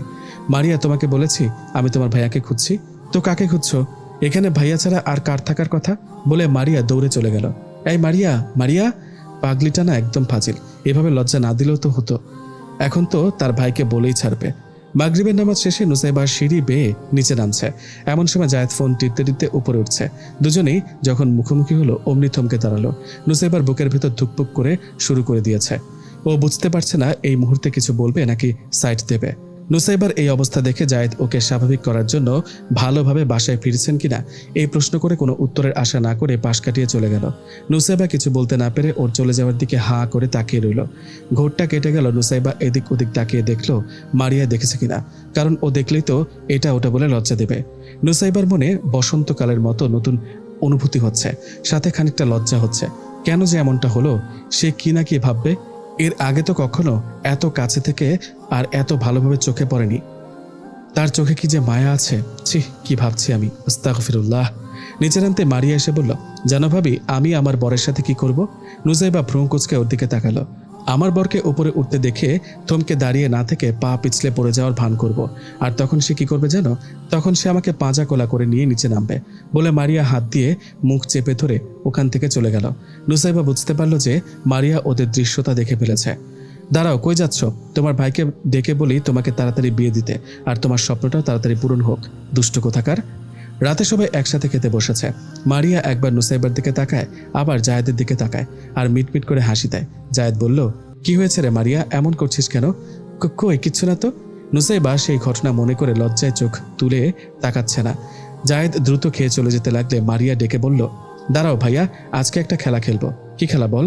সবাই সবাইকে একটা করে হাদিস অথবা কোরআনের আয়াত শোনাবো, এতে করে সবার স্মরণেও আসবে আর আমল করার আগ্রহ জাগবে।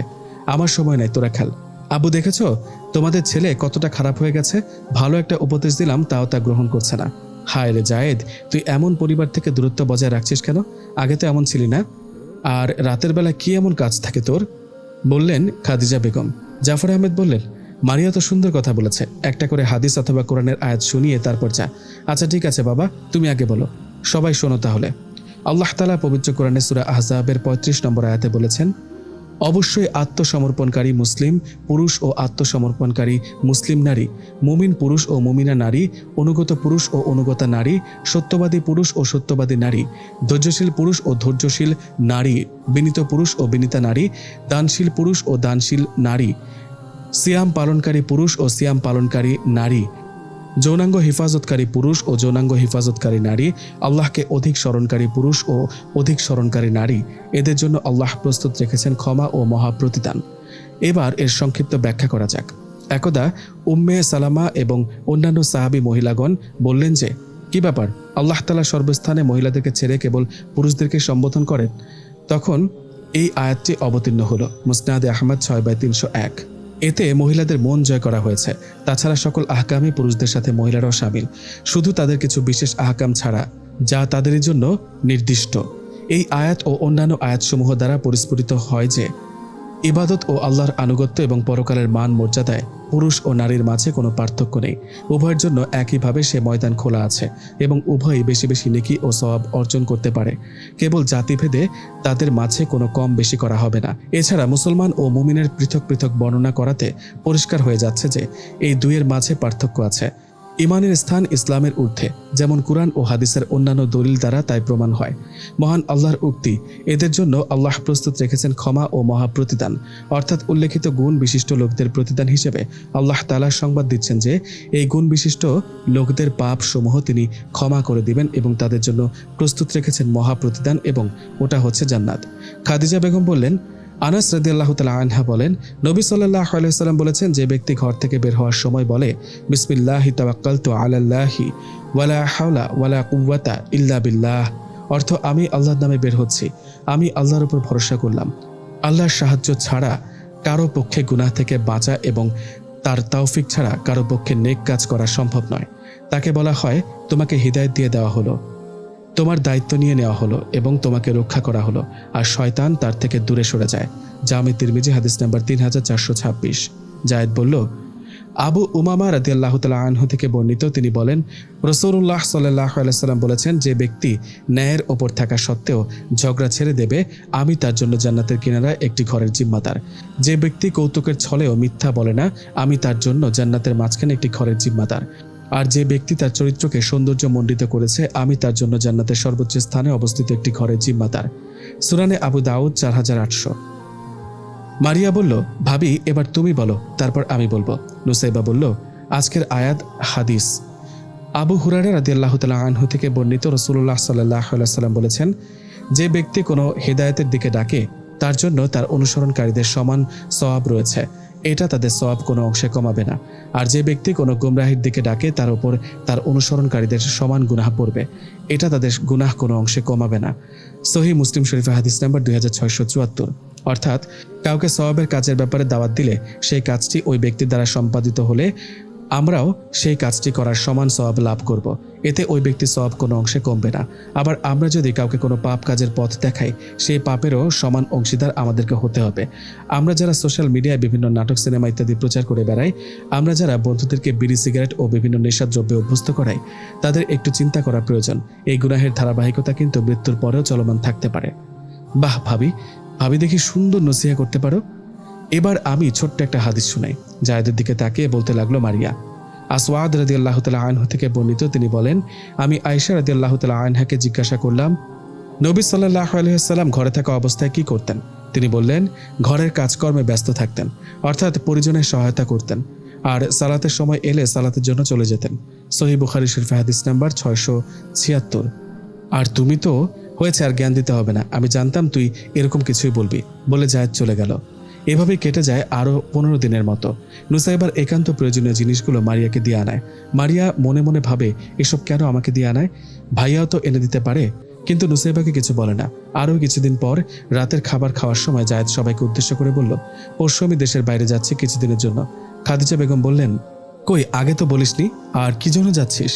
আসলে ব্যস্ততার জন্য বলাই হয়নি, কিছু প্রোডাক্ট আনতে যাচ্ছি, আরও কিছু কাজ আছে, তাই কদিন দেরি হতে পারে। দেশের বাইরে কোথায় যাচ্ছিস রে জায়েদ? বললেন জাফর আহমেদ। কলকাতা যাচ্ছি বাবা। ও আচ্ছা, তাওয়াক্কালতু আলাল্লাহ, সাবধানে থাকিস। আমিও কাল থেকে বাসায় থাকবো না, মাহফিল আছে কয়েকটা, শেষ হলেই ফিরবো। জায়েদের চলে যাওয়ার কথা শুনে নুসাইবার মনটা কেমন যেন অস্থির অস্থির লাগছে। মনের ভেতর কেমন একটা খটকা লাগছে। জায়েদ কলকাতা যাওয়ার কারণটা কি শুধুই প্রোডাক্ট আনা, নাকি অন্য কোনো কারণ আছে? নুসাইবা দরজার বাইরে দাঁড়িয়ে রইল এটা ভেবে যে জায়েদকে দেখলে ওকে এই বিষয়ে জিজ্ঞাসা করবে। কিছুক্ষণ পর জায়েদকে দেখে এগিয়ে এলো। শুনুন, আপনি কি শুধু প্রোডাক্ট আনার জন্য কলকাতা যাচ্ছেন, নাকি অন্য কোনো কারণ আছে? জি আছে। আমি কি জানতে পারি সেটা কি? আপনার হাজব্যান্ডকে খুঁজতে যাচ্ছি। আপনি কি নিশ্চিত যে সে কলকাতায় আছে? নিশ্চিত করে বলতে পারছি না, তবে আপনাকে হেল্প করার স্বার্থে চেষ্টা করে দেখতে পারি, যেটা ভালো মনে করেন। ভারাক্রান্ত মন নিয়ে নুসাইবা রুমে ঢুকলো। বিছানায় শুয়ে এপাশ ওপাশ করছে। না, কিছুতেই ঘুম আসছে না। দুশ্চিন্তায় বাসা বেঁধেছে ওর মনে। যদি সত্যি রিফাত ফিরে আসে তখন কি হবে? পরদিন সকালের নাস্তা শেষে খাদিজা নুসাইবাকে বললেন, যাও মা, জায়েদের জামা কাপড় ধোয়ার আছে কিনা ধুয়ে দাও গিয়ে। নুসাইবা জায়েদের কাছে গিয়ে ওর জামা কাপড় ধোয়ার কথা বললে জায়েদ বলল, দরকার নাই, আমি ধুয়ে নিতে পারবো।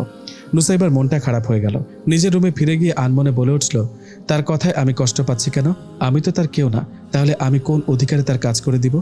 জায়েদকে বিদায় করে দিয়ে খাদিজা নুসাইবাকে ডাকলো, বসো মা, তোমার সাথে কিছু কথা আছে। জি মা, বলেন। আসলে কথাটা যে কিভাবে বলি। নুসাইবা মনে মনে ভয় পেলেও স্বাভাবিকভাবে বলল, বলুন মা, কোনো সমস্যা নেই। আসলে বলছিলাম কি, তোমার আর জায়েদের মধ্যে কি কোনো ঝামেলা হয়েছে? নুসাইবা মাথা নিচু করে নিল। বলো মা, আমি তোমার মা। মেয়ের কোনো সমস্যা হলে মাকে বলে না নাকি? এ কথা কেন জিজ্ঞেস করছেন? দেখো মা, তোমাদের বিয়ের পর থেকে জায়েদের মধ্যে অনেকটাই পরিবর্তন খেয়াল করছি। ও কিন্তু মোটেও এমন ছিল না। নুসাইবা বুদ্ধি খাটিয়ে বলল, আসলে মা, বিয়ের আগে আপনার ছেলে কেমন ছিল সেটা তো আর আমি জানি না। এমনিতে তো আমার কাছে সবকিছু স্বাভাবিকই মনে হয়। পাগলি মেয়ে, তুমি যদি কিছু না বলতে চাও তবে আমি তোমাকে বলতে বাধ্য করব না। মনে রেখো, আমি একদম অবুঝ নই, কিছু হলেও টের পাই। তোমাকে না হয় বলছিলাম অধিকার সচেতন হবে না, সবসময় নিজের কর্তব্য পালন করবে। তাই বলে নিজের অধিকার সম্পর্কে এতটাই উদাসীন হয়ে পড়বে যে দাম্পত্য জীবনের সুখ বলে জিনিসটা কি সেটাও জানবে না। শোনো মেয়ে, তুমি তো আপনি এই বাড়িতে আসো নাই, তোমাকে আমরা বউ করে নিয়ে এসেছি। সো তোমার অধিকার তুমি না পেলে তার প্রতিবাদ করার অধিকার তোমার রয়েছে। আমার ছেলে এতটাও খারাপ না, তুমি চেষ্টা করে দেখো, সবকিছু ঠিক হয়ে যাবে ইনশাল্লাহ। জীবনটা হেলায় হেলায় কাটিয়ে দিও না, জীবনটা উপভোগ করো। তোমাদের এই বয়সটাই সবচেয়ে গুরুত্বপূর্ণ। এই বয়সটাতে যদি স্বামী স্ত্রী মিল মহাব্বতে থাকতে পারো, প্রচুর সওয়াব অর্জন করতে পারবে বটে। শাশুড়ির কথাগুলো শুনে নুসাইবার প্রচুর কান্না পাচ্ছে। কোনো মতে নিজেকে সামলে নিয়ে বলল, মা, এখন আমি আসি, পরে কথা বলবো, শরীরটা বেশি ভালো লাগছে না। খাদিজা ওর চলে যাওয়ার দিকে তাকিয়ে দীর্ঘশ্বাস ফেলল। মনে মনে বলল, তুমি যে মানসিকভাবে ভেঙে পড়েছ তা আমি বুঝতে পেরেছি। আল্লাহ তোমাদের দাম্পত্য জীবনে সুখ এনে দিক। নুসাইবা জায়েদের রুমে গিয়ে ওর একটা জুব্বা জড়িয়ে ধরে হাউমাউ করে কাঁদছে আর বলছে, আপনাকে কখন কিভাবে ভালোবেসে ফেলেছি জানি না। যদি আপনাকে নাই বা পাবো, তাহলে কেন এত মায়া, ভালোবাসা, মহাব্বত জন্মালো আমার মনে? আমি তো আপনাকে ছাড়া কিছুতেই থাকতে পারবো না। ভালোবাসি আপনাকে, অনেক বেশি ভালোবাসি। কাঁধে কারোর স্পর্শ পেয়ে চমকে উঠে পেছনে ফিরে তাকালো নুসাইবা।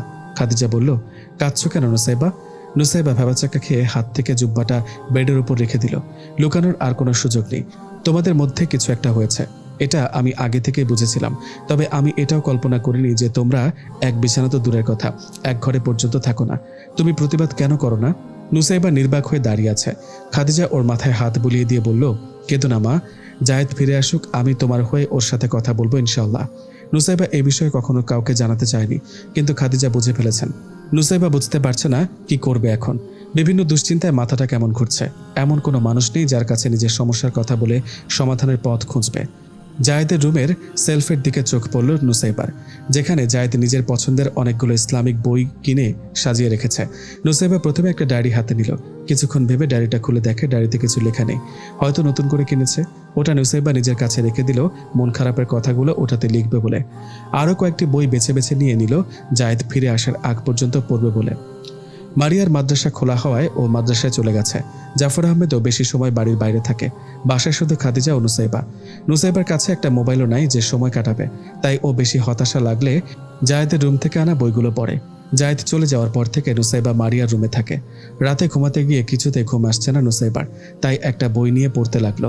দুশ্চিন্তা ও পেরেশানি থেকে মুক্তির উপায়। দুশ্চিন্তা বেড়ে গেলে আল্লাহর অনুগত জীবনযাপনে মন বসে না। ইসলাম দুশ্চিন্তা ও পেরেশানি দূর করার উপায় বলে দিয়েছে। ইসলাম সর্বপ্রথম আমাদেরকে শিখিয়েছে দুনিয়াবী জীবন দুশ্চিন্তা ও পেরেশানি মুক্ত নয়। এই জীবনে বিভিন্ন ধরনের দুশ্চিন্তা ও পেরেশানির সম্মুখীন হতে হয়, তা মোকাবিলা করতে হয়। পাশাপাশি জীবনকে এগিয়ে নিতে বিভিন্ন ধরনের পরিস্থিতির সম্মুখীন হতে হয়। ইরশাদ হচ্ছে, সন্দেহাতীতভাবে মানুষকে আমি পরিশ্রম ও সংগ্রামের জন্য সৃষ্টি করেছি। সূরা বালাদ আয়াত 4। বিভিন্ন ধরনের পরীক্ষা, দুশ্চিন্তা ও পেরেশানির মধ্য দিয়ে সব নবী জীবন অতিবাহিত করেছেন। কেউ অসুস্থ ছিলেন, কেউ দুশ্চিন্তাগ্রস্ত ছিলেন, কেউ কাছের প্রিয়জনকে হারিয়ে আল্লাহর পরীক্ষায় অবতীর্ণ হয়েছেন। কোনো নবীকে আবার মিথ্যা অপবাদের মতো কষ্টদায়ক পরীক্ষায় উত্তীর্ণ হতে হয়েছে। বাস্তবতা হলো মানুষের মধ্যে নবীদেরকে আল্লাহ তাআলা বেশি পরীক্ষা করেছেন। এমনকি আমাদের প্রিয় নবী সাল্লাল্লাহু আলাইহি ওয়াসাল্লামকে জীবনের বিভিন্ন পর্যায়ে বারবার পরীক্ষা করা হয়েছে। রাসূল সাল্লাল্লাহু আলাইহি ওয়াসাল্লাম ইরশাদ করেন, আল্লাহর দ্বীন প্রচারের ক্ষেত্রে আমাকে এত বেশি কষ্ট সহ্য করতে হয়েছে অন্য কেউ যার সম্মুখীন হয়নি। আমাকে আল্লাহর রাস্তায় কাজ করার জন্য এত বেশি ভীতি প্রদর্শন করা হয়েছে যা অন্য কাউকে করা হয়নি। এমনকি 3 দিন পর্যন্ত বেলাল ও আমার কাছে খাবারের মতো কিছুই ছিল না, শুধু এতটুকু খাবার ব্যতীত যা বেলালের বাহুর নিচে লুকিয়ে রাখা যায়। তিরমিজি শরীফে হাদিস নাম্বার 2660। এত কষ্ট ও কঠিন পরীক্ষার পরেও রসুল সাল্লাল্লাহু আলাইহি সাল্লামের অন্তরে কখনো দুশ্চিন্তা কিংবা পেরেশানির লেশ মাত্র ছিল না। দুনিয়াবী কষ্টের জন্য রসুল সাল্লাল্লাহু আলাইহি সাল্লাম কখনো অস্থির হয়ে পড়েননি। এমনকি এসব কারণে রসুল সাল্লাল্লাহু আলাইহি সাল্লামের অন্তর কখনো বিক্ষিপ্ত হয়ে যায়নি। কেননা রসুল সাল্লাল্লাহু আলাইহি সাল্লাম নিজের জীবনকে আল্লাহর নির্দেশিত পথে পরিচালিত করেছেন। আল্লাহ নিজেই রসুল সাল্লাল্লাহু আলাইহি সাল্লামকে এগুলো শিখিয়েছেন। এই কারণেই রসুল সাল্লাল্লাহু আলাইহি সাল্লাম উদার হৃদয়ে সাহসিকতার সঙ্গে আল্লাহর প্রতি দৃঢ় বিশ্বাস রেখে জীবন অতিবাহিত করেছেন। আল্লাহ তাআলা ইরশাদ করেন, আমি কি আপনার বক্ষ উন্মুক্ত করে দেইনি? সূরা ইনশিরাহ আয়াত 1। রসুল সাল্লাল্লাহু আলাইহি সাল্লামের অন্তরকে আল্লাহমুখী রাখার জন্য এবং দুশ্চিন্তা ও পেরেশানি থেকে মুক্ত রাখতে আল্লাহ তাআলা রসুল সাল্লাল্লাহু আলাইহি সাল্লামকে উপদেশ দেন, অবসর পেলে পরিশ্রম করুন এবং বিভিন্ন কাজকর্ম থেকে মুক্ত হয়ে আপনার পালনকর্তার প্রতি মনোনিবেশ করুন। সূরা ইনশিরাহ আয়াত 7-8। আল্লাহর ইবাদতের মধ্য দিয়ে জীবন যাপন করা দুশ্চিন্তা ও পেরেশানি থেকে মুক্তির সবচেয়ে কার্যকর উপায়। সব কাজে আল্লাহর আনুগত্য করতে হবে, তাহলে ঈমানের স্বাদ আস্বাদন করতে পারবো। রসুল সাল্লাল্লাহু আলাইহি সাল্লাম মদিনায় হিজরতের জন্য মক্কা থেকে বেরোলেন। গারে সাউরে নিজেদেরকে আত্মগোপন করলেন। মুশরিকরা রসুল সাল্লাল্লাহু আলাইহি সাল্লামকে হত্যা করার জন্য তরবারি নিয়ে বেরোলো। গারে সাউর পর্যন্ত পৌঁছে গেল। হযরত আবু বকর রাদিয়াল্লাহু তাআলা আনহু বললেন, হে আল্লাহ রসুল সাল্লাল্লাহু আলাইহি সাল্লাম, আমরা গুহার মধ্যে এবং শত্রুরা এখানে চলে এসেছে। তারা যদি শুধু নিজেদের পায়ের দিকে তাকায় তাহলে আমরা ধরা পড়ে যাব। স্বাভাবিকভাবেই এটা অত্যন্ত ভয় ও দুশ্চিন্তার বিষয়। এমন সময় সবাই প্রচণ্ড পেরেশান ও দুশ্চিন্তাগ্রস্ত হয়ে পড়বে, এটাই স্বাভাবিক। রসুল সাল্লাল্লাহু আলাইহি সাল্লাম বললেন, হে আবু বকর, তুমি কেন চিন্তা করছো যেখানে আমাদের দুজনের সঙ্গে তৃতীয় জন আল্লাহ উপস্থিত আছেন? যেমনইভাবে আল্লাহ তাআলা ইরশাদ করেন, রসুল সাল্লাল্লাহু আলাইহি ওয়াসাল্লাম গারে সাউরে তার সঙ্গী আবু বকরকে বলেছিলেন, কোনো চিন্তা করো না, আল্লাহ আমাদের সঙ্গে আছেন। সূরা তাওবা আয়াত 40। যত ভয়ের ব্যাপারই হোক বা বিপত্তি আসুক, আল্লাহর উপর ভরসা রাখতে হবে। নিজের সব কিছু আল্লাহর উপর ন্যস্ত করে দিতে হবে। সারাক্ষণ আল্লাহর স্মরণ এবং তার সাহায্য, দয়া, শক্তি ও রহমতের বিশ্বাস অন্তরে লালন করতে হবে। হযরত মুসা আলাইহিস সালামের ঘটনা বর্ণনা করতে গিয়ে আল্লাহ তাআলা বলেন, মুসা আলাইহিস সালামের সঙ্গীরা বলল, আমরা নিশ্চিত এখন আমরা ধরা পড়ে যাব, কেননা আমাদের সামনে সমুদ্র ও পেছনে শত্রু। এমন একটা অবস্থা যে তারা নিশ্চিত শত্রু বাহিনীর কাছে পর্যদস্ত হয়ে ধ্বংস হবে। এহেন পরিস্থিতিতে মুসা আলাইহিস সালামের সঙ্গীরা অত্যন্ত দুশ্চিন্তাগ্রস্ত হয়ে পড়ল, সব ধরনের আশা ছেড়ে দিল। কিন্তু মুসা আলাইহিস সালামের আল্লাহর ওপর শতভাগ ভরসা ছিল, হৃদয়ের বিশ্বাস ছিল আল্লাহ তাদের হেফাজত করবেন। এজন্য মুসা আলাইহিস সালাম পরিপূর্ণ আস্থা ও বিশ্বাসের সঙ্গে বললেন, এমন কিছুই হবে না, কেননা আল্লাহ আমাদের সঙ্গে আছেন, তিনি আমাদেরকে সঠিক পথ দেখাবেন। সূরা শুরা আয়াত 62। এই কথা শুনে মানুষের মধ্য থেকে ভয় ও দুশ্চিন্তা দূর হয়ে গেল। শেষ পর্যন্ত শত্রু বাহিনীকে ধ্বংস করে আল্লাহ তাআলা হযরত মুসা আলাইহিস সালাম ও তার জীবন সঙ্গিনীকে নিরাপদে সমুদ্র পার করে দিলেন। আমাদের নবীও মানুষ ছিলেন, মানবীয় কারণে মাঝে মধ্যে রসুল সাল্লাল্লাহু আলাইহি ওয়াসাল্লামও চিন্তাগ্রস্ত ও পেরেশান হতেন। কিন্তু রসুল সাল্লাল্লাহু আলাইহি ওয়াসাল্লাম আমাদেরকে তার নিজের কথা কাজের মাধ্যমে চিন্তা ও পেরেশানি দূর করার উপায় শিখিয়েছেন। রসুল সাল্লাল্লাহু আলাইহি ওয়াসাল্লাম হযরত বেলাল রাদিয়াল্লাহু তাআলা আনহুকে বলতেন, হে বেলাল, সালাত আদায়ের জন্য ইকামত দাও, এর মাধ্যমে আমাকে তৃপ্ত করো। সুনানে আবু দাউদ হাদিস নাম্বার 4985। রসুল সাল্লাল্লাহু আলাইহি ওয়াসাল্লাম বলতেন, সালাত আদায়ের মধ্যেই আমার চোখের প্রশান্তি। নাসাঈ 3939। তাই খারাপ কোনো পরিস্থিতির সম্মুখীন হলে সালাত আদায় করা উচিত। সালাতে একজন অনুগত বান্দা আল্লাহর কাছে সাহায্য চায়, তার কাছে নিজের দুশ্চিন্তার কথা প্রকাশ করে। আল্লাহ বড় মেহেরবান ও দয়ালু, তিনি বান্দার প্রতি নিজের থেকেও বেশি দয়ালু। প্রার্থনারত বান্দার আবেদন ও বিপদগ্রস্ত মানুষের আহাজারি শোনেন, বিপদ থেকে রক্ষা করেন, তাদের দোয়া কবুল করেন। তিনি ইরশাদ করেন, হে নবী, আপনি বলে দিন কে দুশ্চিন্তাগ্রস্ত ব্যক্তির ডাকে সাড়া দেন, যখন সে ডাকে তার কষ্ট দূর করেন এবং তোমাদেরকে পৃথিবীতে পূর্ববর্তীদের স্থলাভিষিক্ত করেন। সুতরাং আল্লাহ ছাড়া তোমাদের অন্য কোনো উপাস্য আছে কি? নিশ্চয়ই খুব কম সংখ্যক মানুষই উপদেশ গ্রহণ করে। সূরা নামল আয়াত 62।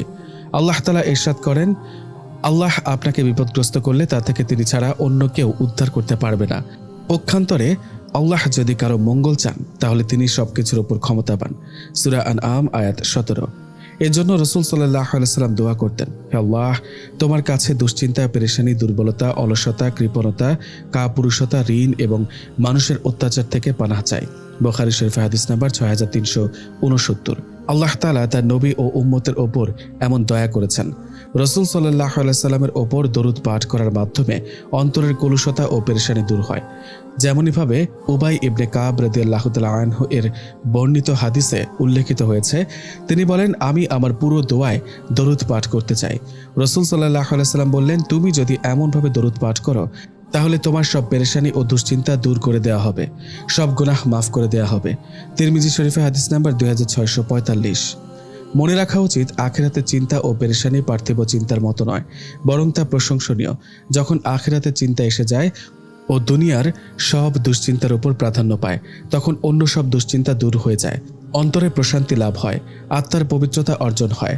রাসূল সাল্লাল্লাহু আলাইহি সাল্লাম ইরশাদ করেন, যে ব্যক্তি আখিরাতের চিন্তাকে সর্বক্ষণের জন্য সঙ্গী করে নেয়, আল্লাহ তার অন্তরকে দুনিয়া বিমুখ করে দেন। তার দুনিয়াবি কর্ম কাজ সহজ হয়, দুনিয়া তার কাছে এসে পড়ে থাকে। তিরমিজি শরীফে হাদিস নাম্বার 2465। রাসূল সাল্লাল্লাহু আলাইহি সাল্লাম আরও বলেন, যে নিজের সব চিন্তা থেকে বেরিয়ে শুধু আখিরাতের চিন্তায় মশগুল হয়, আল্লাহ তার পার্থিব সব প্রয়োজনের জন্য যথেষ্ট হয়ে যান। আর যার চিন্তা ও ধ্যান জ্ঞান সবসময় দুনিয়াকে ঘিরে থাকে, সে কোনো উপত্যকায় গিয়ে মারা যায়। আল্লাহ সে ব্যাপারে কোনো ভ্রুক্ষেপ করেন না। সুনানে ইবনে মাজাহ 4106। কেটে যায় প্রায় 2 সপ্তাহের মতো। নুসাইবা নিজের রুমে বসে হাদিস পড়ছিল। এমন সময় খাদিজা সালাম দিয়ে ঘরে প্রবেশ করলেন। আসসালামু আলাইকুম নুসাইবা, কি করছো? ওয়ালাইকুম আসসালাম ওয়া রাহমাতুল্লাহ। এই তো হাদিস পড়ছিলাম। ও ভালো, বলুন মা, কিছু বলবেন? হ্যাঁ, একটা সুখবর দিতে আসলাম তোমাকে। নুসাইবা চিন্তিত দৃষ্টিতে খাদিজার দিকে তাকালো। জায়েদ আজকে বাড়ি ফিরছে, তুমি ঘরগুলো গুছিয়ে রেখো আর নিজেও পরিপাটি থেকো। নিজের অধিকার আদায়ে নিজেকে তৈরি করে নাও মা। ও আসার আগে ওর পছন্দের খাবারগুলো রান্না করে রাখতে হবে। আর আমি চাচ্ছি তুমি নিজের হাতে রান্না করবে এবং ও আসলে তুমি খাবার পরিবেশন করবে। মোট কথা, ওর এত দূরের সফরের ক্লান্তি দূর করার জন্য যা করার করবে। ওর সাথে আন্তরিক হওয়ার সর্বোচ্চ চেষ্টা চালিয়ে যাও। তারপরও যদি কাজ না হয় আমাকে জানিও, বাকিটা আমি দেখব।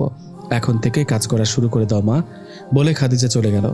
নুসাইবা একদম নীরব নিস্তব্ধ হয়ে গেছে। সারাদিন কোনোভাবে কাজ করলেও রান্না করতে গিয়ে কোনো কাজই ওর হাতে উঠছে না। না জানি কি খবর নিয়ে আসছে সে। রিফাতকে কি সাথে করে নিয়ে এসেছে, নাকি ওর কোনো খোঁজই মিলে নাই? যদি নিয়ে আসেন তবে তখন কি হবে?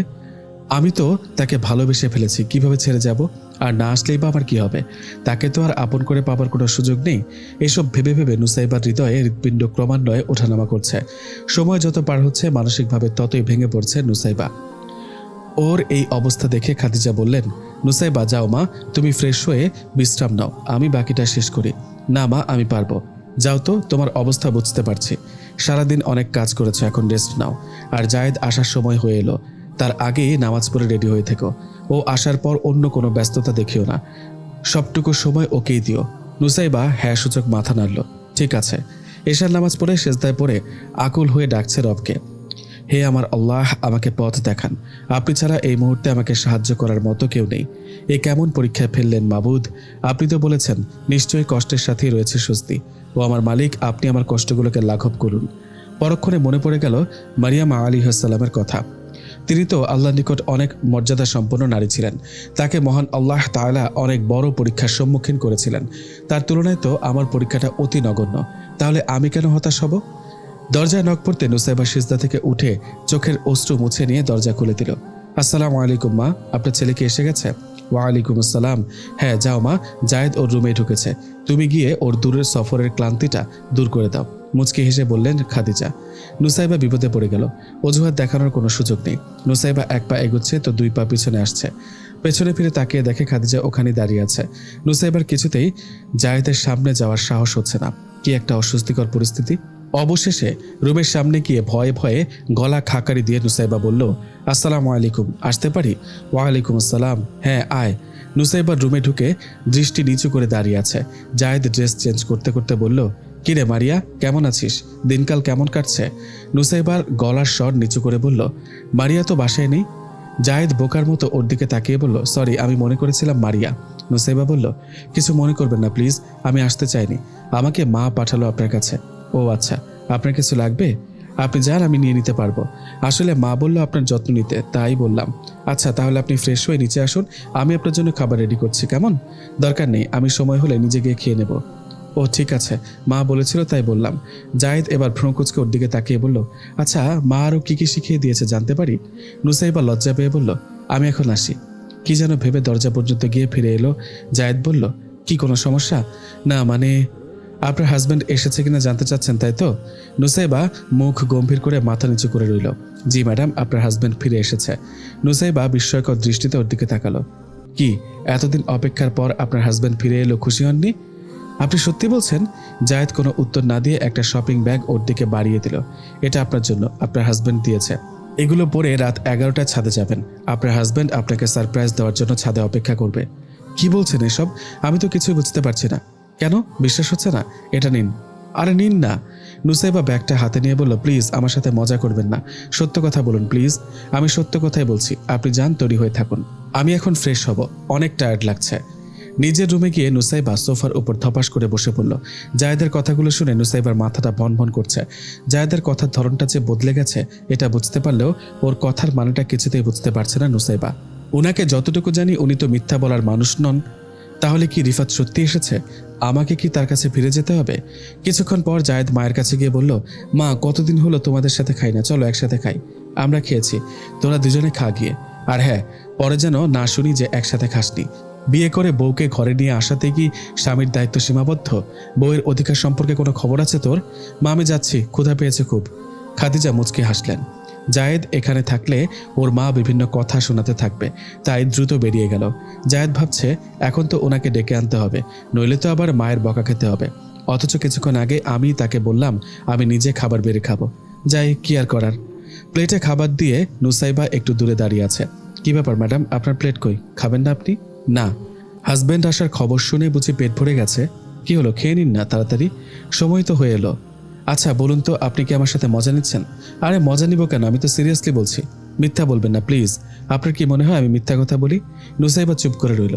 জায়েদ বলল, এসব কথা পরে হবে, আগে খেয়ে নিন তো, বসুন এখানে। আমার এখানে খেতে ইচ্ছে করছে না, আপনি খান, বলে নুসাইবা চলে গেল। কোথায় যাচ্ছেন, খেয়ে তো যান। দূর, চলেই গেল।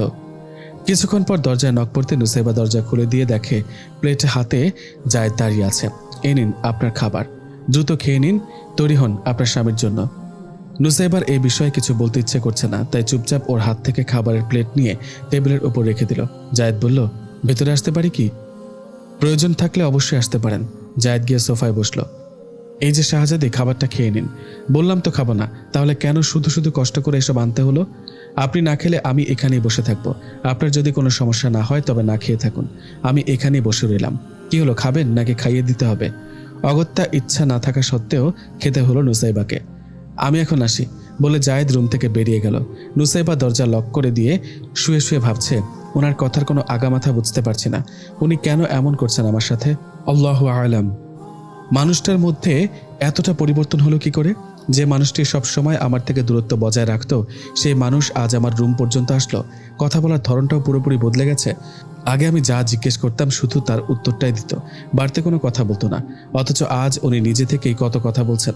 যে মানুষটার কথার মধ্যে সবসময় গাম্ভীর্য দেখতে পেতাম, সেই মানুষটা এখন এমনভাবে কথা বলছে মনে হচ্ছে আমি তার খুব কাছের কেউ। জায়েদ সারা রাত আর নুসাইবাকে বিরক্ত করতে আসেনি। অবশ্যই খেয়াল রেখেছে ও রুম থেকে বের হয় কিনা। সকালের নাস্তার টেবিলে দুজনের দেখা। খাদিজা বরাবরের মতোই ওদেরকে একা থাকতে দিয়ে নিজেদের জন্য নাস্তা নিয়ে রুমে চলে গেল। নুসাইবা জায়েদের সামনে প্লেটে নাস্তা দিয়ে চলে যেতে লাগলো। জায়েদ বলল, এই যে ম্যাডাম, কোথায় যাচ্ছেন? নুসাইবা থেমে গিয়ে বলল, জি আপনার কিছু লাগবে? হ্যাঁ অবশ্যই, কি লাগবে আরো? জায়েদ ফিসফিসিয়ে বলল, আপনাকে লাগবে। কি বললেন? না মানে বলছিলাম আপনি খাবেন না? পরে খাবো। গতরাতে তো বলেছিলেন মা এটা বলেছে ওটা বলেছে, তা আপনার সাথে না খাওয়াটা কি মারি আদেশ? জি না। তাহলে যাচ্ছেন কেন? বসুন না, একসাথেই খাই। দেখছেন না, মা আমাদেরকে একা থাকার সুযোগ করে দিয়ে চলে গেছে। জায়েদের এসব কথা শুনতে নুসাইবার খুব অস্বস্তি লাগছে, যদিও ও জায়েদকে অনেক ভালোবাসে। দুজনে খাওয়া শুরু করেছে। নুসাইবা মনে করেছিল জায়েদ আবারও গত রাতের কথা উঠাবে, কিন্তু সেরকম কিছুই হলো না। খাওয়া শেষ হলে জায়েদের ফোনে কল আসলে ওখান থেকে চলে গেল। কিছুক্ষণ পর রেডি হয়ে এসে নুসাইবাকে বলল, আমি একটু বেরোচ্ছি, ফিরতে রাত হতে পারে, টেনশন করবেন না, আর নিজের দিকে খেয়াল রাখবেন কেমন? নুসাইবা মাথা নাড়ল, ঠিক আছে। জায়েদ এভাবে বলে যাওয়ায় নুসাইবার মনে নতুন অনুভূতি সৃষ্টি করলো। মনে হচ্ছে আমি তার খুব কাছের কেউ। আচ্ছা, উনি টেনশন করতে নিষেধ করলেন কেন? তাহলে আমি যে ওনাকে ভালোবাসি এটা কি উনি জেনে গেছেন? মাকে সবকিছু বলে দিয়েছেন? আমাকে সাহায্য করুন রব, যেন আপনার নাফরমানি না করি। আপনার থেকে আমি কখনোই দূরে সরে যেতে চাই না। আমাকে সমস্ত ফিতনা থেকে মুক্তি দিন আল্লাহ। ঈশার নামাজ শেষে সিঁড়ি বেয়ে নামতে গিয়ে জায়েদের সাথে দেখা হলো নুসাইবার। জায়েদ মুচকি হেসে সালাম দিল, আসসালামু আলাইকুম। ওয়া আলাইকুম আসসালাম। নুসাইবা আর কিছু না বলে ওর পাশ কাটিয়ে এসে আবার পেছন ফিরে তাকিয়ে বলল, ফ্রেশ হয়ে নিচে আসুন, আমি খাবার রেডি করছি। ঠিক আছে শাহজাদি। জায়েদের এরকম কথায় বারবার ভাবনায় পড়তে বাধ্য করে নুসাইবাকে। নুসাইবা নীরবে খেয়ে যাচ্ছে আর ভয় পাচ্ছে জায়েদ আবার কি না কি বলে ফেলে। জায়েদ তীক্ষ্ণ দৃষ্টিতে তাকিয়ে আছে তা বুঝতে পেরে খুব অস্বস্তি লাগছে নুসাইবার। হঠাৎ জায়েদ বলে উঠল, ধরুন আপনি কাউকে ভীষণ ভালোবাসেন কিন্তু মুখে বলতে পারছেন না, তখন কি করবেন? নুসাইবা এদিক ওদিক তাকিয়ে বলল, আমাকে বলছেন? না, আমার সাথে একটা জিন আছে, তাকেই বলছি। ও ও মানে কি? নুসাইবা বোকার মতো তাকালো। আপনাকেই বলছি ম্যাডাম, আনসারটা দেন। আমি কি বলবো? না মানে ভাবলাম আপনার তো এই বিষয়ে অভিজ্ঞতা আছে, তাই আপনার কাছ থেকে একটু এক্সপ্রেশন নিতে চাই। মানে? হ্যাঁ বলুন না, কি করতে হবে? আমি জানি না কিছু। কিছুই জানেন না? কিন্তু এটা তো জানেন কিভাবে প্রেমিকের ঘরে গিয়ে চুপি চুপি প্রেম কবিতা গল্প লিখতে হয়। নুসাইবা জিভে কামড় দিয়ে বলল, আল্লাহ সর্বনাশ, তার মানে উনি সব পড়ে ফেলেছেন। আসলে জায়েদ আসার খবর শুনে ভুলে বইগুলোর সাথে ডায়েরিটাও রুমে রেখে আসছিল। দ্রুত হাত ধুয়ে জায়েদের রুমে গিয়ে ডায়েরিটা খুঁজতে লাগলো নুসাইবা। খোঁজার মতো সব জায়গায় খুঁজে ব্যর্থ হয়ে পেছন ফিরে তাকিয়ে দেখে মিস্টার দাঁড়িয়ে আছেন। একেই বলে যেখানে বাঘের ভয় সেখানে সন্ধ্যা হয়। এখন কি জবাব দেবে ও? জায়েদ দুই হাত বুকে গুজে ভ্রু নাচিয়ে বলল, কি ম্যাডাম, কি খুঁজছিলেন? আমাকে বললে আমিও হেল্প করতে পারি। কই কিছু না তো। মিথ্যা বলছেন কেন? আমাকে বলুন, সত্যি বলছি, আমি সাহায্য করব। এতটা দূরে নয় আকাশ, যতটা দূরে তোমার বসবাস। তারপরে যেন কি সাজা যায়, হোক সে আকাশের চাইতে দূরে। থাকার মানুষটা তো আজ অনেক কাছে। এখন তো চাইলেই চোখে চোখে ভালোবাসার কথাটা জানাতে পারো, কোনো বাধা নেই। তবে কেন লুকোচুরি খেলছেন? এই তাকাও না আমার চোখে, এই পাখিটা তাকাও না, সত্যি ভালোবাসবো। নুসাইবা একদম ভ্যাবাচাকা খেয়ে গেছে, হাত পাথর করে কাঁপছে, কপালে বিন্দু বিন্দু ঘাম জমেছে। সব মিলিয়ে একদম নাজেহাল অবস্থা। কি বলবে কি করবে এখন কিছুই বুঝতে পারছে না। এই অবস্থায় লক্ষ্য করে জায়েদ এক পা দুই পা করে ওইদিকে এগোচ্ছে আর বলছে, এতটা কাছে এসেছে তবুও বলবে না ভালোবাসি। ভয়ে পিছিয়ে যাচ্ছে নুসাইবা। এক পর্যায়ে ওয়ালের সাথে পুরো শরীর এবং মাথা মিলিয়ে নিয়ে চোখ বন্ধ করে বলতে লাগলো, আল্লাহকে ভয় করুন প্লিজ, আমার কাছে আসবেন না আপনি। আপনি তো জানেন আমার সব। আপনাকে তো আগেই বলেছি আমাদের বিয়েটা বৈধ হয়নি। Please please. হালকা কিছু একটা ঢিল মাথায় লাগায় চোখ খুলল নুসাইবা। এতক্ষণ জায়েদ দূর থেকে মুখ টিপে টিপে হাসছিল। লাস্ট কথাটা শুনে হুঁশ ফেরানোর জন্য ঢিল মেরেছে জায়েদ। বলল, কি হয়েছে, এমন করছেন কেন নুসাইবা? একদম বোকা বনে গেছে নুসাইবা, কোনো কথা বলে না। এক প্রকার দৌড় মেরে রুম থেকে বেরিয়ে গেল। মনে হয় একটু বেশি করে ফেললাম, এখন সত্যটা বলে দেওয়া উচিত, না হলে আবার হিতে বিপরীত হতে পারে, মনে মনে ভাবল জায়েদ। এদিকে নুসাইবা রুমে ঢুকে দরজা বন্ধ করে দিয়েছে। আমি কি সব বলছিলাম? উনি তো আমার থেকে অনেকটা দূর ছিল, তাহলে আমি এসব বললাম কেন? জায়েদ এসে দরজায় নক করছে। না, নুসাইবা দরজা খোলার সাহস পাচ্ছে না। নুসাইবা, দরজা খুলুন প্লিজ, আপনার সাথে জরুরি কিছু কথা আছে, খুলুন প্লিজ, সত্যিটা আপনার জানা দরকার। নুসাইবা আস্তে করে দরজা খুলে দিয়ে রুমের ভিতরে এক জায়গায় গুটিসুটি হয়ে দাঁড়িয়ে আছে, যেন অপরাধী বিচারকের সামনে দাঁড়িয়ে আছে। কোনো রকম নড়াচড়া করবেন না। জায়েদ ভারী গলায় বলল, নুসাইবা আমার ভুল হয়ে গেছে, প্লিজ ক্ষমা করে দিন। আসলে আপনার সাথে মজা করতে খুব ভালো লাগছিল, কিন্তু আমি ভাবিনি যে আমার মজা করা আপনাকে এতটা কষ্ট দিবে। আসলে আমি একটু বেশি করে ফেলেছি, আই এম রিয়েলি সরি। কান্না করে চোখ ফুলিয়ে ফেলেছে নুসাইবা। জায়েদের ইচ্ছে করছে চোখের পানি মুছে দিতে, খুব মায়া হচ্ছে ওর, নিজেকে বড্ড অপরাধী মনে হচ্ছে। নুসাইবাকে সান্ত্বনা দেওয়ার মতো কোনো ভাষা খুঁজে পাচ্ছে না জায়েদ। কিছুক্ষণ চুপ করে থেকে চেয়ার টেনে বসলেও জায়েদ। বসুন, সত্য ঘটনাটা আপনার জানা খুব দরকার। খুব আগ্রহ নিয়ে বাধ্য মেয়ের মতো খাটের পাশে গুটিসুটি হয়ে বসলো নুসাইবা। জায়েদ দীর্ঘ একটা শ্বাস ছেড়ে বলল, আমি কলকাতা যাওয়ার আগে আপনার স্বামী রিফাতের গ্রামে গিয়েছিলাম। সেখানে গিয়ে রিফাতের এক কাজিনের কাছে ওর ব্যাপারে জানতে চাইলে সে বলে, রিফাত তো প্রায় 2 বছর আগে ওর মাকে চিকিৎসা করানোর জন্য বাড়ি জমির সব বিক্রি করে দিয়ে কলকাতা চলে গেছে। শুনেছিলাম ওর মা কয়েকদিনের মধ্যে মারা যাওয়ায় সেক্ষেত্রে ও পাগল হয়ে গেছে।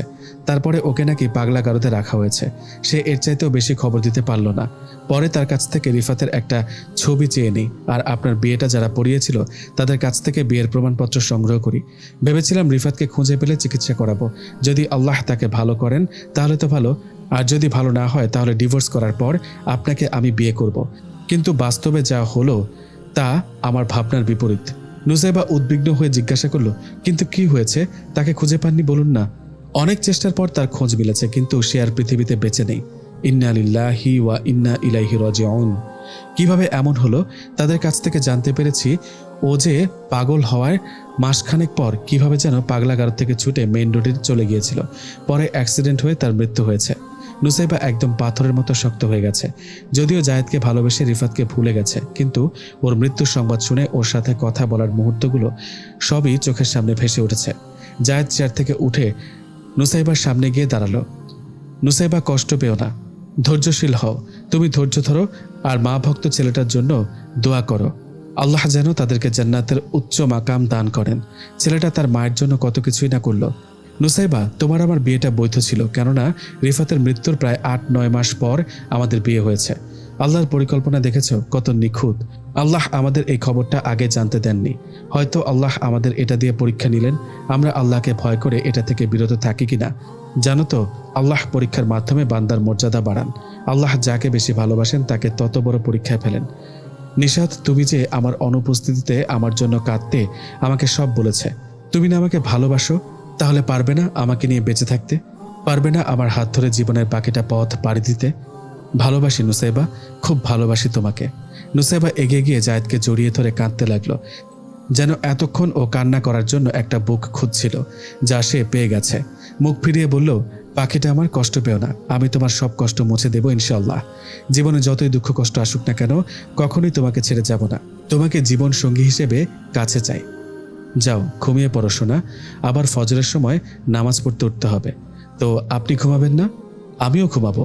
আর হ্যাঁ, আর যতদিন তুমি মানসিকভাবে প্রস্তুত না হও ততদিন তোমার কাছে আসবো না। তুমি যেদিন নিজে থেকে ডাকবে সেদিনই তোমার ডাকে সাড়া দেব। যাই এখন, আল্লাহ হাফেজ।